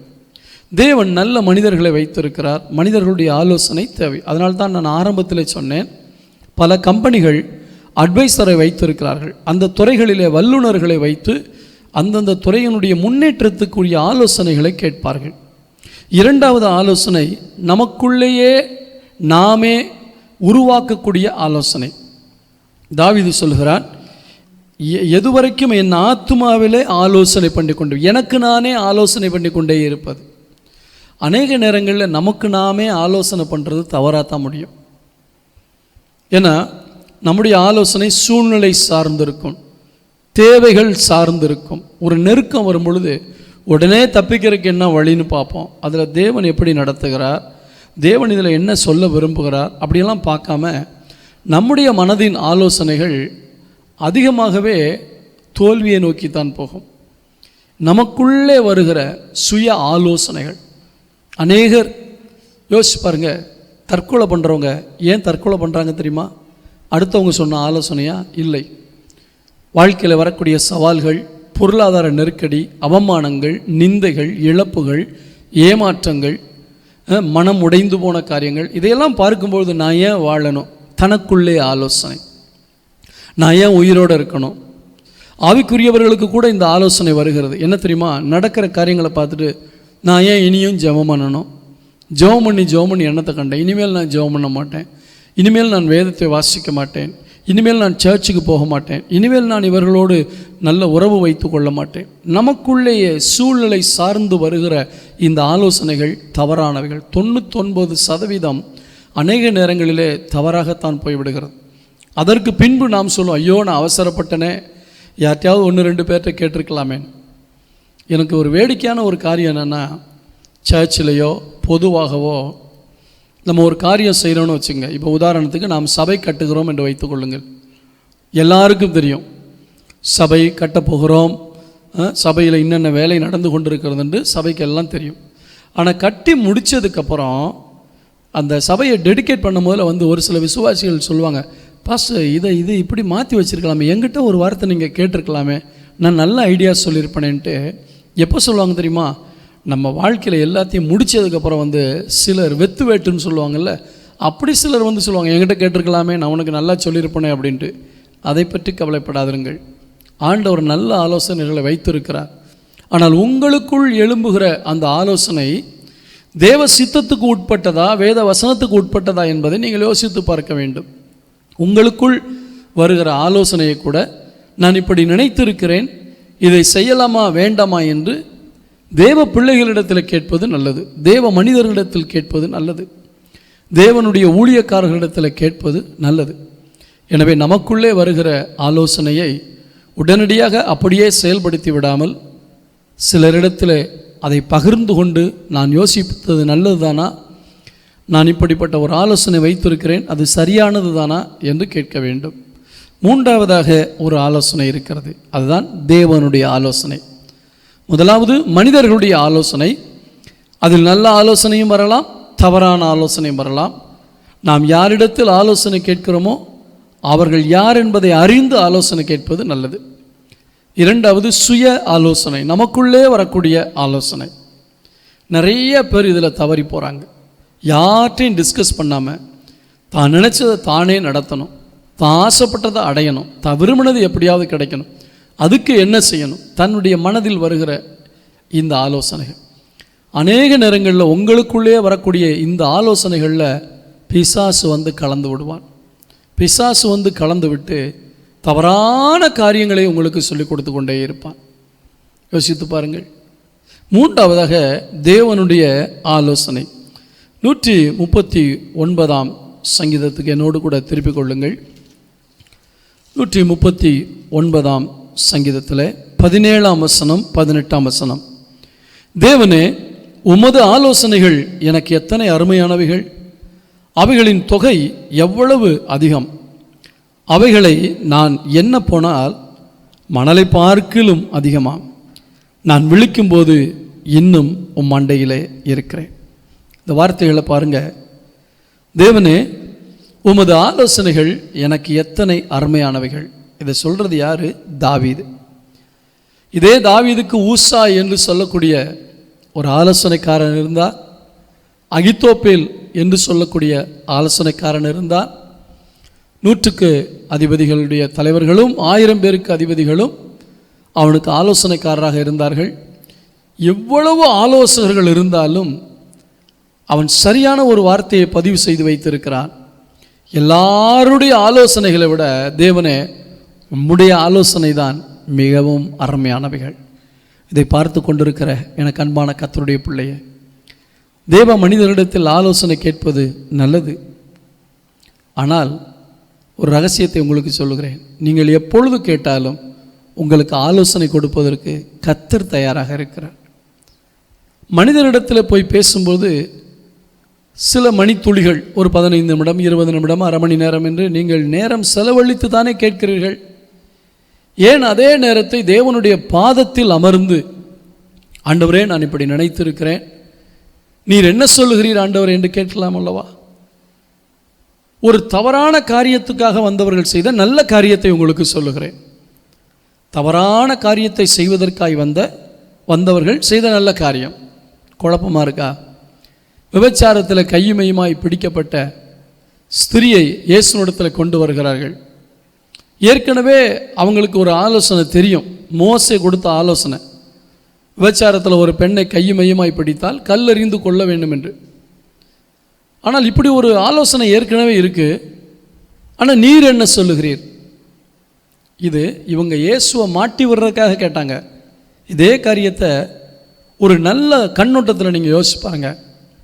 எனக்குள் ஒவ்வொரு காரியத்துக்கும் எனக்குள் சில ஆலோசனை வருகிறது, மனிதர்கள் சில ஆலோசனை சொல்லுகிறார்கள். ஆனால் நீர் என்ன ஆலோசனை வைத்திருக்கிறீர் ஆண்டவரே? ஏன் அவரிடத்தில் நேரம் செலவழிக்கக்கூடாது? யோசித்து பாருங்கள். ஒவ்வொரு கம்பெனியும் அந்த கம்பெனி முதலாளி படித்த முதிர்ச்சி பெற்ற ஆட்களை ஆலோசகர்களாக வைத்திருப்பார்கள். ஆனால் சர்வ வல்லமையுள்ள தேவன், வானத்தையும் பூமியும் படைத்த தெய்வம், சகல ஞானத்தையும் உடைய தெய்வம். ஓ ஹல்லேலூயா! யோசித்து பாருங்கள். பூமியை அந்த இடத்துல தொங்க விட்டிருக்கிற அவருடைய ஞானம் எவ்வளவு! ஆகாய விரிவை உண்டாக்கி இருக்கிறாரே, அவருடைய ஞானம் எவ்வளவு! நட்சத்திரங்களை அழகாக ஆங்காங்கே வைத்திருக்கிறாரே. கொஞ்சம் யோசிச்சு பாருங்கள், அவர் எவ்வளவு ஞானி, எவ்வளவு பெரிய ஞானி. அந்த சர்வ வல்லமையுள்ள தெய்வம் உங்களுக்கு ஆலோசனை கொடுக்க காத்து கொண்டு இருக்கிறார். ஏன் இன்றிலிருந்து ஒரு தீர்மானம் எடுக்கக்கூடாது? மனிதர்கள் ஆலோசனை சொன்னாலும், எனக்குள் சில ஆலோசனைகள் வந்தாலும், இறுதியாக தேவனே நீர் என்ன சொல்லுகிறீர்? இந்த காரியத்தில் உம்முடைய கருத்து என்ன ஆண்டவரே? உம்முடைய ஆலோசனை என்ன ஆண்டவரே? நீங்கள் அப்படி ஆண்டவரிடத்தில் ஆலோசனை கேட்க வந்தால் கர்த்தர் ஆலோசனை கொடுப்பார். இங்கே தாவீது சொல்லுகிறதை பாருங்கள். தேவனே, உமது ஆலோசனைகள் எனக்கு எத்தனை அருமையானவைகள். ஒரு முறை அல்ல, ஒவ்வொரு முறையும் அவன் கேட்டிருப்பான். அதனால்தான் ஆலோசனை என்று ஒருமையில் சொல்லாமல் ஆலோசனைகள் என்று பன்மையிலே சொல்லுகிறான். எனக்கு ஒரு சம்பவம் ஞாபகம் வருகிறது. தாவீது பெலிஸ்தர்களோடு சண்டை போடுவதற்காக அவன் யோசனையாயிருந்தான். ஆனால் தன்னுடைய மனதில் யோசித்த யோசனை சரிதானா, இது தேவனுக்கு சித்தம்தானா என்பதை அறிந்து கொள்வதற்காக தேவனிடத்திலே வந்து கேட்கிறான், ஆண்டவரே, நான் பெலிஸ்தர்களை பின்தொடரலாமா என்று. தேவனிடத்தில் ஆலோசனை கேட்டபோது ஆண்டவர் சொல்வார், பின்தொடர்ந்து போ, நான் அவர்களை உன் கையில் ஒப்பு கொடுப்பேன் என்று.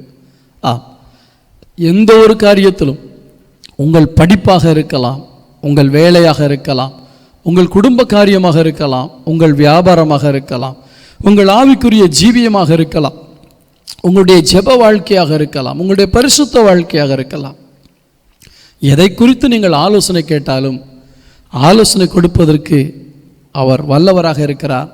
நிறைய ஆலோசனைகள் அவர்கிட்ட இருக்குது, நிறைய ஆலோசனைகள் இருக்குது. கர்த்தருக்கு ஸ்தோத்திரம். ஒரு வீட்டை கட்டுகிற இன்ஜினியர் ஒரு டிராயிங் மட்டும் போட மாட்டார். அவருடைய மனதில் தோன்றுகிறபடி பல கோணங்களிலே பல விதங்களில் டிராயிங் போடுவார். அதில் எது அந்த வீட்டாருக்கு ரொம்ப அவங்க விரும்புகிறபடி இருக்கோ, சரி இதை ஓகே பண்ணிடுவோன்னு சொல்லுவாங்க. ஆண்டவரிடத்தில் திரளான யோசனைகள் இல்லை, ஒரே ஒரு யோசனை. ஏன் தெரியுமா? உங்களுக்கு எந்தெந்த நேரத்தில் எப்படி எப்படி கொடுக்கணுங்கிற ஆலோசனையை நீங்கள் பிறக்கிறதுக்கு முன்னாடியே முன்குறித்து வைத்திருக்கிறார். அதனால் ஆண்டவர் பல காரியத்தை காமிச்சு, மகனே இதெல்லாம் வச்சுருக்கேன், உனக்கு எது பிடிச்சிருக்கோ அதை எடுத்துக்கன்னு சொல்ல மாட்டார். சரியான ஆலோசனையை சரியான நேரத்தில் கொடுக்கக்கூடிய சரியான ஆலோசகர் நம்முடைய ஆண்டவர் ஆகிய கர்த்தர். ஒரு ஒரு பெரிய கம்பெனி தான் ஆலோசகர்களை வச்சுருப்பாங்க.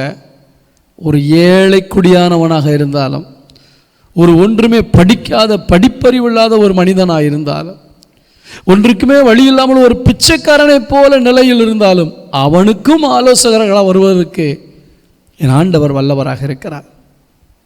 எனவே பெரிய பெரிய கம்பெனி தான் ஆலோசகர்களை வச்சுருப்பாங்கன்னு யோசிக்காதீங்க. யாராலையும் ஆலோசகராக வைக்க முடியாது. அவ்வளவு பரிசுத்தமுள்ள பெரிய தெய்வம் நமக்கு ஆலோசகராக வருகிறார் என்பது எவ்வளோ பெரிய சந்தோஷமான காரியம். அவ்வளவு வல்லமையுள்ள தெய்வம் ஒரு சாதாரண நபருக்கும் ஆலோசனை கொடுக்க வல்லவராக இருக்க. ஒரு சின்ன பிள்ளை ஜெபம் பண்ணும்போது, ஒருவேளை ஒரு வாலிப பிள்ளைன்னு வச்சுங்க, ஆண்டவரே எனக்கு என்ன சப்ஜெக்ட் எடுக்கிறதுன்னு தெரியலை, நான் +2 முடிச்சுட்டு நான் காலேஜ் போகிறேன், எனக்கு என்ன எடுக்கணும்னு தெரியலை, எனக்கு சொல்லிக் கொடுங்க ஆண்டவர். அல்லது 10th முடிச்சுட்டு +1 போகும்போது சில சப்ஜெக்டை சூஸ் பண்ணணும் இல்லையா? அந்த மாதிரி நேரத்தில் நீங்கள் ஜெபம் பண்ணால் உங்கள் எதிர்காலத்தை எப்படி டிசைன் பண்ணியிருக்காரோ அதுக்கேற்ற ஆலோசனையை கர்த்தர் கொடுப்பார். சின்ன பிள்ளைக்கும் ஆலோசனை கொடுப்பார், வயதானவங்களுக்கும் கொடுப்பார், ஏழைக்கும் கொடுப்பார், பணக்காரனுக்கும் கொடுப்பார், படித்தவர்களுக்கும் கொடுப்பார், படிப்பறிவு இல்லாதவர்களுக்கும் கொடுப்பார். ஏனென்றால் அவ்வளவு ஆலோசனைகள் அவரிடத்தில் இருக்கிறது. இந்த ஆலோசனைகள்லாம் ஒரு காரியத்துக்கு பல ஆலோசனை கொடுக்கிற தெய்வம் அல்ல, ஒவ்வொரு காரியத்துக்கும் நமக்கு ஒரு ஆலோசனையை வைத்திருக்கிறார். எனவே தான் ஆலோசனைகள் எனக்கு எத்தனை அருமையானவைகள், அவைகளின் தொகை எவ்வளவு அதிகம். அப்போ என்ன சொல்கிறான்னா, ஒரு சாட்சியாக சொல்கிறான், எவ்வளவு ஆலோசனை எனக்கு கொடுத்துருக்கீங்க ஆண்டவரே, எவ்வளவு ஆலோசனை எனக்கு கொடுத்தீங்க, ஆச்சரியமாக இருக்குது. கீழே சொல்கிறா, அவைகளை நான் என்ன போனால் மணலை பார்க்கிலும் அதிகமாக.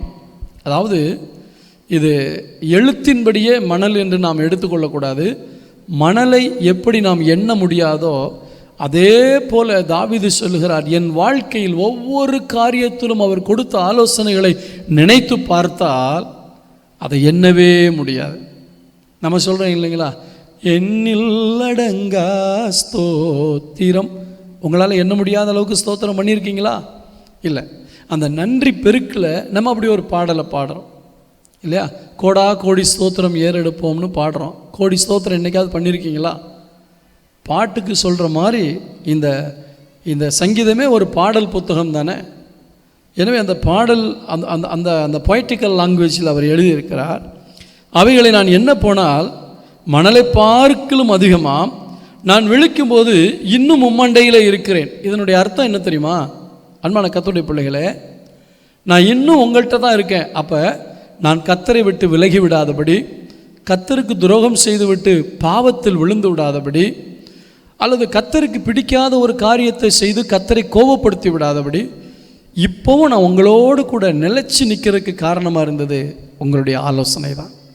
ஏன் அடிக்கடி தவறி விழுந்து விடுகிறோம்? ஏன் அடிக்கடி சோர்ந்து போகிறோம்? ஏன் அடிக்கடி சிலருடைய வாழ்க்கையில் பின்மாற்றம் வருகிறது? ஏன் அடிக்கடி தேவ சமூகத்தை தேட முடியாமல் சோர்ந்து போகிறோம்? ஏன் அடிக்கடி என்னால் ஜெபிக்கவே முடியவில்லை என்று சொல்லுகிறோம்? யோசித்து பாருங்கள். இன்னும் அவர் அண்டையில் இருக்கிறோமா? இந்த ஆலோசனையெல்லாம் கேட்க கேட்க என்ன நடக்கிறது தெரியுமா? நான் எந்த ஒரு காரியத்திலும் தோல்வி அடைந்து விடாதபடி, எந்த ஒரு காரியத்திலும் ஆண்டவருக்கு விரோதமாக துரோகம் பண்ணி விடாதபடி, அவரோடு கூட இருப்பதற்குரிய ஆலோசனைகளை ஏராளம் தேவன் கொடுத்து கொண்டே இருக்கிறார். தாவீதினுடைய மகன் அம்னோனுக்கு ஆலோசனை கொடுத்தவன் தவறான ஆலோசனை கொடுத்தான். எனவே அவனுடைய வாழ்க்கை அழிந்து போனது. தாமாருடைய அண்ணன் அப்சலோம் அவனை கொன்று போட்டான். அதே போல முதியோருடைய ஆலோசனையை தள்ளிவிட்ட ரெகோபெயாம் தன்னுடைய வயதுக்கு ஏற்ற வாலிபர்களுடைய ஆலோசனையை கேட்டு தவறாக தீர்மானம் எடுத்தபடினால் அவன் 12 கோத்திரங்களையும் ஆள்வதற்குரிய அந்த அதிகாரத்தை இழந்து போனான். யோசித்து பாருங்கள். தேவனிடத்தில் அவன் வர முடியவில்லை, தேவனிடத்தில் ஜெபிக்க முடியவில்லை. உங்களுடைய வாழ்க்கையில் யாருடைய ஆலோசனையின்படி நடக்கிறீர்கள்? மற்றவர்களுடைய ஆலோசனை உங்களை தேவனை விட்டு பிரித்து விடலாம். உங்கள் நண்பர்களுடைய ஆலோசனை நீங்கள் தேவனோடு வாழ முடியாதபடி உங்களை பிரித்து விடலாம். இன்றைக்கு ஒரு தீர்மானம் எடுங்கள். நான் எப்பவும் உம்மண்டையில் இருக்கிற அனுபவம் வருவதற்கு நான் உம்முடைய ஆலோசனையை கேட்க விரும்புகிறேன். ஆண்டவரே, ஆண்டவருடைய பரிசுத்த நாமத்துக்கு மகிமை உண்டாவதாக. சங்கீதம் 16ஆம் அதிகாரம் 7ஆம் வசனத்தை எடுத்து வாசிக்கலாம். சங்கீதம் 16ஆம் அதிகாரம் 7ஆம் வசனம். எனக்கு ஆலோசனை தந்த கர்த்தரை துதிப்பேன், ராக்காலங்களிலும் என் உள்ளந்திரியங்கள் என்னை உணர்த்தும். எவ்வளோ ஒரு அற்புதமான வார்த்தை பாருங்க. எனக்கு ஆலோசனை தந்த கர்த்தரை துதிப்பேன்.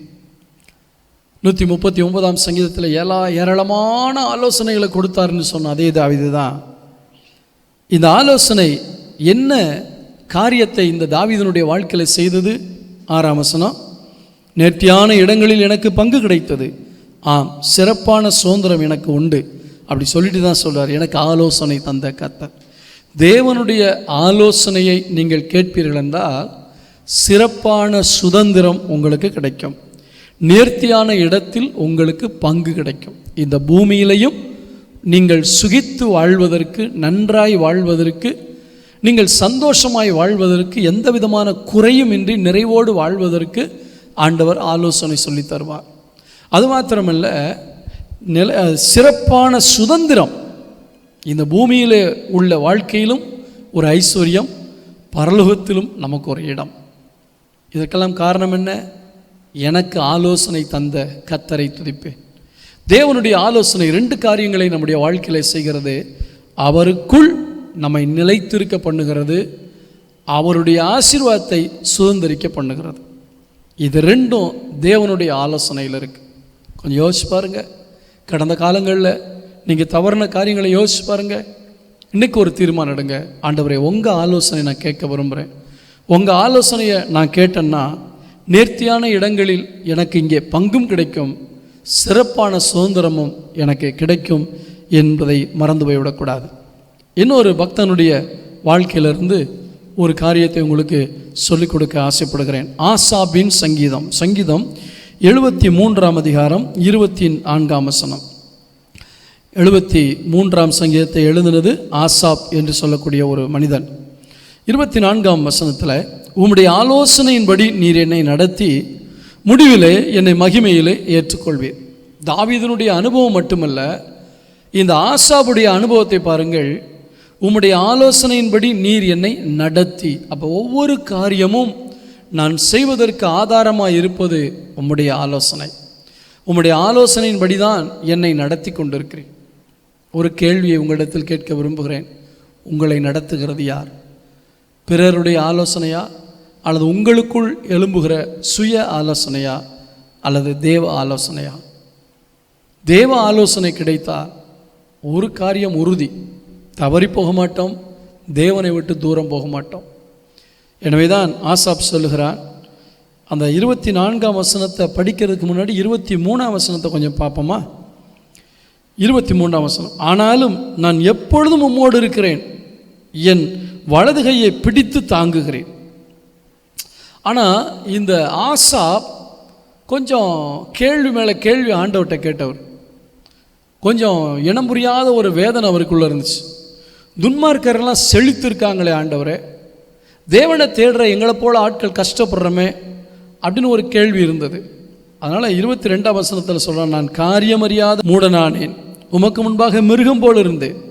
இப்படியெல்லாம் நான் புத்தீனமாக சில காரியங்களை யோசித்து எனக்குள் வரக்கூடிய ஆலோசனைப்படி யோசித்து தேவனை தப்பாக நினச்சிட்டேன். ஆனால் நான் மூடத்தனமாக நினச்சேங்கிறது இப்போ புரியுது. ஆனால் நீங்கள் என் கூட இருந்து என் கையை பிடிச்சி தாங்குறீங்க. காரணம், உம்முடைய ஆலோசனையின்படி நீர் என்னை நடத்துகிறீர். உம்முடைய ஆலோசனையின்படி நீர் என்னை நடத்தி, அப்படி நடத்தினா என்ன நடக்கும்? முடிவிலே மகிமையிலே ஏற்றுக்கொள்வீர். இந்த பூமியிலே தேவனுடைய ஆலோசனையின்படி நான் நடப்போமானால் கண்டிப்பாக 100% கேரண்டி உண்டு, பரலோகத்துக்கு போகலாம். முடிவிலே மகிமையிலே ஏற்றுக்கொள்வீர் என்றால் என்ன அர்த்தம்? என் வாழ்க்கை முடியும் போது, அல்லது இந்த உலகத்தில் கிருபையின் காலம் முடிந்து இயேசு தம்முடைய சபையை அழைத்து கொள்வதற்காக வரும்போது, இதில் எது முதலாவது நடக்கிறதோ அப்பொழுது நாம் மகிமைக்குள்ளே பிரவேசிப்போம். ஆண்டவருடைய வருகைக்கு முன்பாக என்னுடைய மரணம் இருக்கும் என்றால், தேவனுடைய ஆலோசனையின்படி நடந்த என்னை என் மரண பரியந்தம் என்னை நடத்தி மகிமையில் ஏற்றுக்கொள்ளுகிறார். எனக்கு மரணம் வராமல் இயேசு கிறிஸ்துடைய வருகையிலே நான் உயிரோடு கூட பரலோகத்துக்கு போவேன் என்றால், அந்த கிருபையின் காலம் முடிந்து இயேசு தம்முடைய ஜனங்களை அழைத்து கொண்டு போகிற அந்த காலம் வரைக்கும் தேவனுடைய ஆலோசனை என்னை பரிசுத்தத்தின் பாதையிலே நடத்தி, ஜீவ பாதையிலே நடத்தி, ஒழுக்கத்தின் பாதையிலே நடத்தி, முடிவிலே மகிமைக்குள்ளே என்னை கொண்டு போகிறது. ஆம் தேவ பிள்ளைகளே, மனிதர்களுடைய ஆலோசனை கேட்ட எத்தனையோ பேர் தவறி போய் விட்டார்கள். ஆனால் தேவ ஆலோசனை ஒரு நாளும் உங்களை தவறான பாதையிலே நடத்தவே நடத்தாது. சங்கீதம் 33ஆம் அதிகாரம் 11ஆம் வசனத்தை உங்களுக்காய் வாசிக்கிறேன். சங்கீதம் 33ஆம் அதிகாரம் 11ஆம் வசனம், கர்த்தருடைய ஆலோசனை நித்திய காலமாகவும் அவருடைய இருதயத்தின் நினைவுகள் தலைமுறை தலைமுறையாகவும் நிற்கும். இந்த 10ஆம் வசனத்தை பார்க்குறீங்களா? கர்த்தர் ஜாதிகளின் ஆலோசனையை விருதாவாக்கி ஜனங்களுடைய நினைவுகளை அவமாக்குகிறார். அதாவது மனிதனுடைய ஆலோசனைகள் குறுகினது, அழியக்கூடியது, அது தவறாக இருக்கக்கூடியது. ஆனால் ஆண்டவருடைய ஆலோசனை தற்காலிகமானதல்ல, நித்திய காலமானது.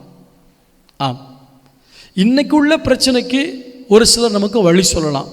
நாளைக்கு பிரச்சனை வராமல் இருக்காது. ஆனால் நாளைக்கு உள்ள பிரச்சனைக்கு என்ன பண்ணுறது? யோசித்து பாருங்கள். ஆனால் தேவன் உங்களுக்கு ஒரு ஆலோசனை கொடுப்பார் என்றால், அந்த ஆலோசனை முடிவு வரைக்கும் இருக்கும், நித்திய காலமாக இருந்து கொண்டே இருக்கும். ஆம், முடிவில்லாத ஒரு ஆலோசனை தேவன் நமக்கு கொடுக்கிறார்.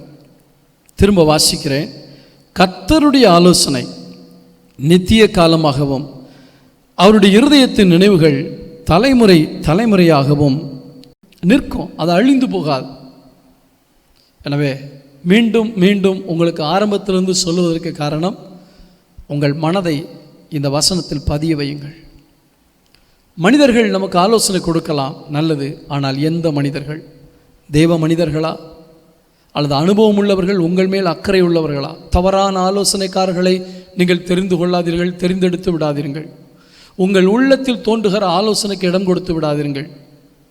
ஆவிக்குரிய காரியம் அல்லாமல் உங்கள் வேலை, உங்கள் பிஸ்னஸ், மற்ற காரியங்களுக்கு போனாலும் சரி, தேவன் எல்லாவற்றுக்கும் எல்லாமுமாக இருக்கிறார். நான் ஆரம்பத்தில் சொன்னேன், உங்கள் ஆஃபீஸில் உங்களை விட அனுபவம் உள்ளவர்கிட்ட ஆலோசனை கேளுங்க, நல்லது. ஆனால் தேவன் சர்வ ஞானி என்று சொன்னேன் அல்லவா? வேலை ஸ்தலத்திலும் சரி, உங்கள் வியாபாரத்திலும் சரி, எல்லாவற்றிலும் யோசித்து பாருங்கள்.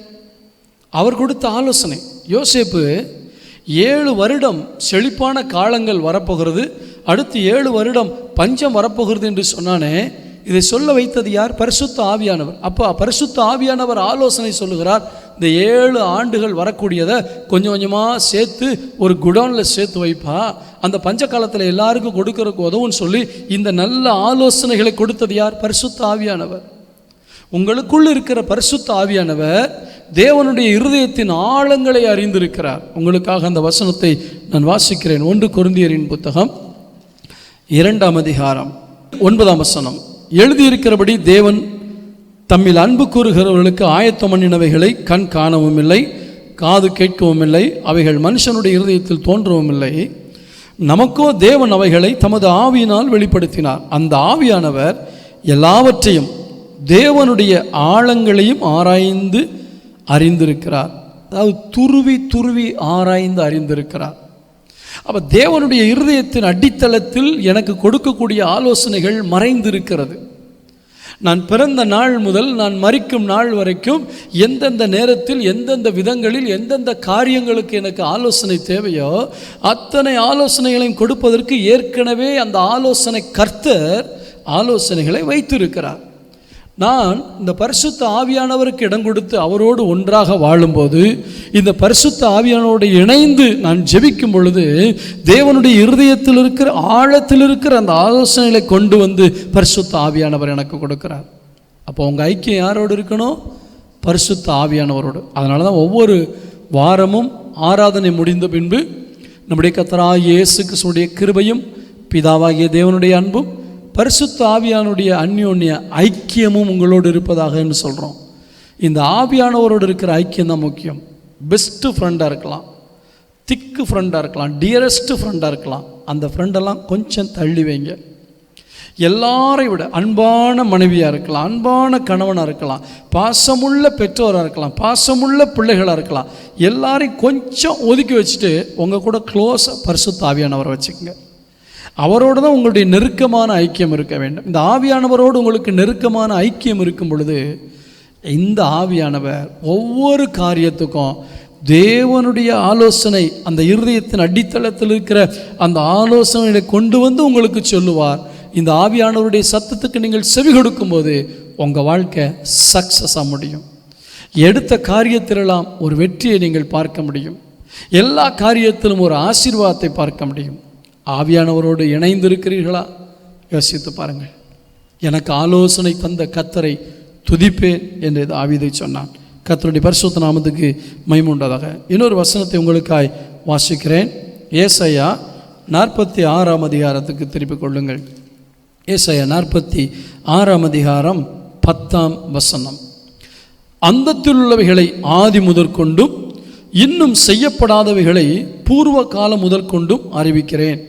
என் ஆலோசனை நிலை நிற்கும், எனக்கு சித்தமானவைகளை எல்லாம் செய்வேன் என்று சொல்லி. பாருங்க, ஆண்டவர் சொல்கிறார், அந்தத்தில் உள்ளவைகள் ஆதியில் உள்ளவைகள், அதாவது இனி நடக்காத காரியங்கள் அந்தத்தில் உள்ளவைகள். ஆதி என்பது ஏற்கனவே ஆரம்பத்தில் நடந்தது. From the in the beginning அப்படின்னு சொல்லணும் இல்லையா? ஆரம்பத்திலிருந்து அந்த வரைக்கும் உள்ள காரியங்கள் எல்லாம் எனக்கு தெரியும். எனவே தான் என்னுடைய யோசனை நிற்கும். இப்போ உங்கள் காரியத்துக்கு ஒரு ஒரு ஒரு ஒரு ஒரு காரியம், நீங்கள் வேலையில் ஒரு காரியத்தை ஒரு ஆலோசனை கேட்குறீங்க. உங்களுக்கு ஆலோசனை கொடுக்குறவங்க சொல்லுவாங்க, இந்த ஆலோசனைப்படி நடங்க, கண்டிப்பாக நடக்கும், நடக்காமல் இருக்காதுன்னு ஒரு சந்தேகத்தில் தான் சொல்லுவாங்க. ஆனால் கண்டிப்பாக 100க்கு 100 நடக்கும்னு அவங்களால ஆணித்தரமாக உத்தரவாதம் கொடுக்க முடியாது. ஆனால் ஆண்டவர் கொடுக்குற அந்த ஆலோசனை எப்படி தெரியுமா? நான் சொன்னேன்னா நடக்கும், என் ஆலோசனைப்படி நடந்து பாரு, உனக்கு எல்லாம் நடக்கும்னு சொல்கிறார். கர்த்தருக்கு ஸ்தோத்திரம் உண்டாதாக. ஆனால் துரதிர்ஷ்டவசமான காரியம் என்னவென்றால், மனிதர்கள் அநேக நேரங்களிலே தேவனுடைய அந்த ஆலோசனைக்கு காத்திருப்பது கிடையாது. சங்கீதம் 106ஆம் அதிகாரம் 13ஆம் வசனத்தை வாசிக்கிறேன். ஆனாலும் சீக்கிரமாய் அவருடைய கிரியைகளை மறந்தார்கள், அவருடைய ஆலோசனைக்கு அவர்கள் காத்திராமல். 14ஆம் வசனம், வனாந்தரத்தில் இச்சை உள்ளவர்களாகி அவாந்தர வெளியில் தேவனை பரீட்சை பார்த்தார்கள். தேவன் என்ன சொல்ல வர்றார், தேவன் என்ன செய்ய நினைக்கிறார், இதை பற்றியெல்லாம் கவலைப்படாமல் அவசரப்பட்டாங்க. அவருடைய ஆலோசனைக்கு அவர்கள் காத்திராமல். இதான் நம்ம பண்ணுற பெரிய தப்பு. ஒரு நாள் லேட்டானாலும் பரவாயில்ல, ஒரு காரியம் செய்கிறதுக்கு ஒரு வாரம் லேட்டானாலும் பரவாயில்ல, தேவன் சொல்லுகிற வரைக்கும் அவருடைய பாதத்தில் காத்துருங்க. அவர் ஒரு வாரம் காத்திருக்க வைக்கிற தெய்வம் அல்ல. நீங்கள் சரியானபடி அவருக்கு செவி கொடுத்து இருப்பீர்கள் என்றால் உடனே உங்களோட பேசுவார், உடனே உங்களோட பேசுவார். இந்த செய்தி கூட அப்படித்தான். போன திங்கட்கிழமை நான் ஆண்டவரிடத்தில் ஜெபிக்க ஆரம்பித்தேன். ஆண்டவரே, இந்த வாரம் செய்து முடிந்து விட்டது, அடுத்த வாரம் செய்து கொடுக்க வேண்டுமே, என்ன செய்தி ஆண்டவரை கொடுக்க போகிறீர் என்று சொல்லி நான் பைக்கில் வெளியே போய் கொண்டிருக்கும் பொழுது இந்த வசனத்தை எனக்கு ஆண்டவர் உடனடியாக ஆவியானவர் எடுத்து கொடுத்தார். என்ன? எனக்கு ஆலோசனை தந்த கர்த்தரை துதிப்பேன் என்று. இமிடியேட்டாக ஆண்டவர் கொடுக்க, இதான்ப்பா இந்த வாரத்துக்குரிய ஆலோசனை. பாருங்கள், ஆலோசனைங்கிற செய்தியை எனக்கு ஆலோசனையாக கொடுத்தார் தெய்வம். இமிடியேட்டாக கொடுப்பார், காக்க வைக்க மாட்டார். ஆனால் காக்க வைப்பார் என்றால் நீங்கள் காத்திருக்க வேண்டியது அவசியம். அவர்கள் என்ன செய்தார்கள்? அவருடைய ஆலோசனைக்கு காத்திராமல் இருந்தார்கள். 107ஆம் சங்கீதத்தில் 10ஆம் வசனம், தேவனுடைய வார்த்தைகளுக்கு விரோதமாய் கலகம் பண்ணி உன்னதமானவருடைய ஆலோசனையை அசட்டை பண்ணினவர்கள். ஒரு பக்கம் காத்திருக்க மனசில்லை, ரெண்டாவது அப்படியே தேவன் ஆலோசனை கொடுத்தாலும் இந்த ஆலோசனை எங்களுக்கு வேண்டாம். லோத்து பார்த்தீங்களா, இந்த சோதோம் கொமோரா பட்டணத்தினுடைய அழிவுக்கு தப்புவதற்கு தூதனை அனுப்பி ஆண்டவர் ஆலோசனை கொடுக்கிறார். நீ அந்த மலைநாட்டுக்கு ஓடிப்போ, அங்கே நீ பத்திரமாக இருப்பாய், உன் குடும்பம் பாதுகாக்கப்படும், மலைக்கு ஓடிப்போ என்று சொல்லும்போது தேவனுடைய ஆலோசனையை அவன் அசட்டை பண்ணிவிட்டு தனக்குள்ளே ஒரு ஆலோசனை சொல்லுகிறான். இந்த பக்கத்தில் ஊருங்கிற ஒரு இடம் இருக்கா, நான் அந்த ஊருக்கு போகிறேன் ஆண்டவரே, அந்த ஊர் பக்கத்தில் தான் இருக்குது, அதுக்கு போகிறேன் ஆண்டவரே. அநேக நேரங்களில் தேவ ஆவியானவர் நமக்கு ஆலோசனை சொல்லும்போது அதை அசட்டை பண்ணி விடுகிறோம். அது எனக்கு வேண்டாம் ஆண்டவரே, அது எனக்கு தேவையில்லை ஆண்டவரே என்று சொல்லிவிடுகிறோம். இதை கேட்டுக்கொண்டிருக்கிற கண்பான கர்த்தருடைய பிள்ளைகளே, இன்றைக்கு உங்கள் வாழ்க்கையை யோசித்து பாருங்கள். தேவன் ஆலோசனையில் மகத்துவம் உள்ளவர். நிறைய ஆலோசனை உங்களுக்காக வைத்திருக்கிறார். போனது போகட்டும். தோல்விகளை கண்டுவிட்டீர்களா? பலவிதமான விரக்தியில் இருக்கிறீர்களா? போனது போகட்டும். இன்றைக்கு தீர்மானம் எடுங்கள், இனி நான் செய்யக்கூடிய ஒவ்வொரு காரியத்தையும் உம்முடைய ஆலோசனைப்படி செய்வேன் ஆண்டவரே என்று கேளுங்கள். கர்த்தர் உங்களுடைய வாழ்க்கையில் பெரிய காரியங்களை செய்வார். ஒரே ஒரு காரியம், அவருக்கு காத்திருப்பதை நீங்கள் பெரும் பாரமாக நினைக்கக்கூடாது. அவர்கள், இந்த இஸ்ரவேல் ஜனங்கள், இவங்களை யாரை குறித்து போட்டிருக்கு தெரியுமா? எகிப்திலிருந்து புறப்படும்போது கானானுக்கு போகிறோன்னு ரொம்ப சந்தோஷமாக புறப்பட்டவங்க. ஆனால் கானானுக்கு போய் சேரலை, வழியில் அழிந்து போய்விட்டார்கள். காரணம் என்ன?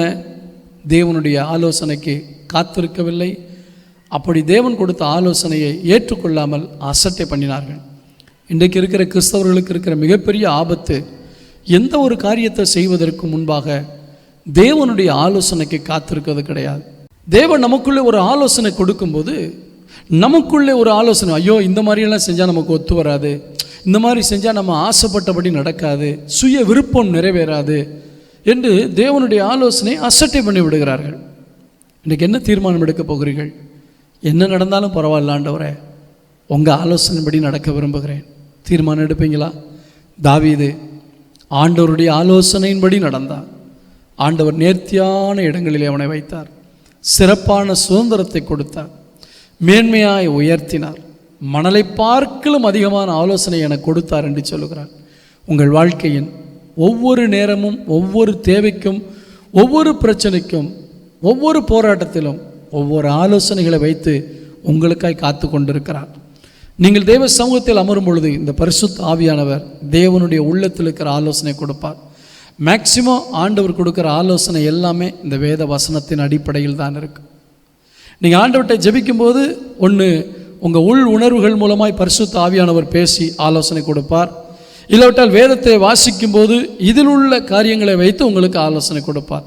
எனவே வேதத்தை வாசிக்க வேண்டியதும் தேவ சமூகத்தில் அமர்ந்து ஜெபிக்க வேண்டியதும் எவ்வளவு அவசியம் பாருங்கள். அப்பொழுதுதான் ஆலோசனை உங்களுக்கு வெளிப்படும். இன்றைக்கு தீர்மானம் எடுங்கள், தேவனே உம்முடைய ஆலோசனையின்படி என்னை நடத்தி முடிவிலே மகிமையிலே ஏற்றுக்கொள்வீர் என்று ஆசாப் சொன்னது போலவும், தேவனே உம்முடைய ஆலோசனைகள் எனக்கு எத்தனை அருமையானவைகள் என்று தாவீது சொன்னது போலவும் தேவனுடைய ஆலோசனைப்படி நடங்கள். கர்த்தர் உங்களை நித்திய காலமாக வழி நடத்துவார். ஜெபிப்போமா? எங்கள் நல்ல பிதாவே, நீர் கொடுத்த அருமையான வார்த்தைகளுக்காக ஸ்தோத்திரம். இந்த பூமியிலே நாங்கள் செய்யக்கூடிய ஒவ்வொரு காரியத்திற்கும் எங்களுக்குள்ளே சரியான யோசனைகள் வராவிட்டால் மனிதர்களிடத்தில் கேட்கிறோம். சில நேரம் அவைகள் சரியாய் அமைந்து விடுகிறது, சில நேரம் மனிதர்களுடைய யோசனையினால் நாங்கள் விழுந்து போகிறோம், நாங்கள் இழந்து போகிறோம், தடுமாறுகிறோம், மாட்டிக்கொள்ளுகிறோம், நஷ்டமடைகிறோம். இப்படி எத்தனையோ அனுபவங்கள் நம்முடைய பிள்ளைகளுக்கு உண்டு. சில நேரம் எங்களுக்குள்ளே வருகிற இந்த யோசனைகள் எங்களை தவறான பாதையிலே நடத்தி விடுகிறது. எனவே அருமையான தெய்வமே, உம்முடைய ஆலோசனையை நாங்கள் எதிர்பார்த்து வருகிறோம். உம்முடைய ஆலோசனை எதிர்பார்த்து வருகிறோம். நீர் எங்களுக்கு ஆலோசனைக்காரராகிறோம். ஒவ்வொரு கம்பெனியும் ஆலோசனைக்காரர்களை வைத்திருப்பது போல, அட்வைசர்களை வைத்திருப்பது போல, எங்களுக்கு இருக்கிற ஒரே ஒரு அட்வைசர், லீகல் அட்வைசர் மட்டுமல்ல, எல்லா காரியத்துக்கும் நீங்கள் தான் நல்ல ஆலோசகர். இந்த செய்தியை கேட்டுக்கிட்டு இருக்க உங்கள் பிள்ளைகள் ஒவ்வொருவரும் உம்மை ஆலோசனை கர்த்தராய் வைத்து வாழ்க்கையில் வெற்றி நடைபோட, ஆசீர்வாதத்தோடு வாழ நீர் உதவி செய்யும். சாத்தானுடைய ஆலோசனையோ, சாத்தானுடைய பிள்ளைகளுடைய ஆலோசனையோ உம்முடைய பிள்ளைகளை குழப்பி விடக்கூடாது. வேதத்தை வாசித்து வாசித்து பரிசுத்த ஆவியானவரோடு ஐக்கியப்பட்டு உம்முடைய ஆலோசனையை புரிந்து கொண்டு அதன்படி நடந்து மகிமையிலே சேர்க்கப்பட கர்த்தர் உதவி செய்வீராக. இயேசுவின் நாமத்தில் பிதாவே, ஆமென். என் ஆத்துமாவே கர்த்தரை ஸ்தோத்திரி, என் முழு உலகம் அவருடைய பரிசுத்த நாமத்தை ஸ்தோத்திரி. என் ஆத்துமாவே கர்த்தரை ஸ்தோத்திரி, அவர் செய்த சகல உபகாரங்களை மறவாதே. ஆமென். நம்முடைய கர்த்தராகிய இயேசு கிறிஸ்துவின் கிருபையும் பிதாவாகிய தேவனுடைய அன்பு பரிசுத்த ஆவியானுடைய அன்யோன்ய ஐக்கியமும் நம் அனைவரோடும் அவருடைய வருகை வரைக்கும் என்னைக்கும் தங்கியிருப்பதாக. ஆமென்.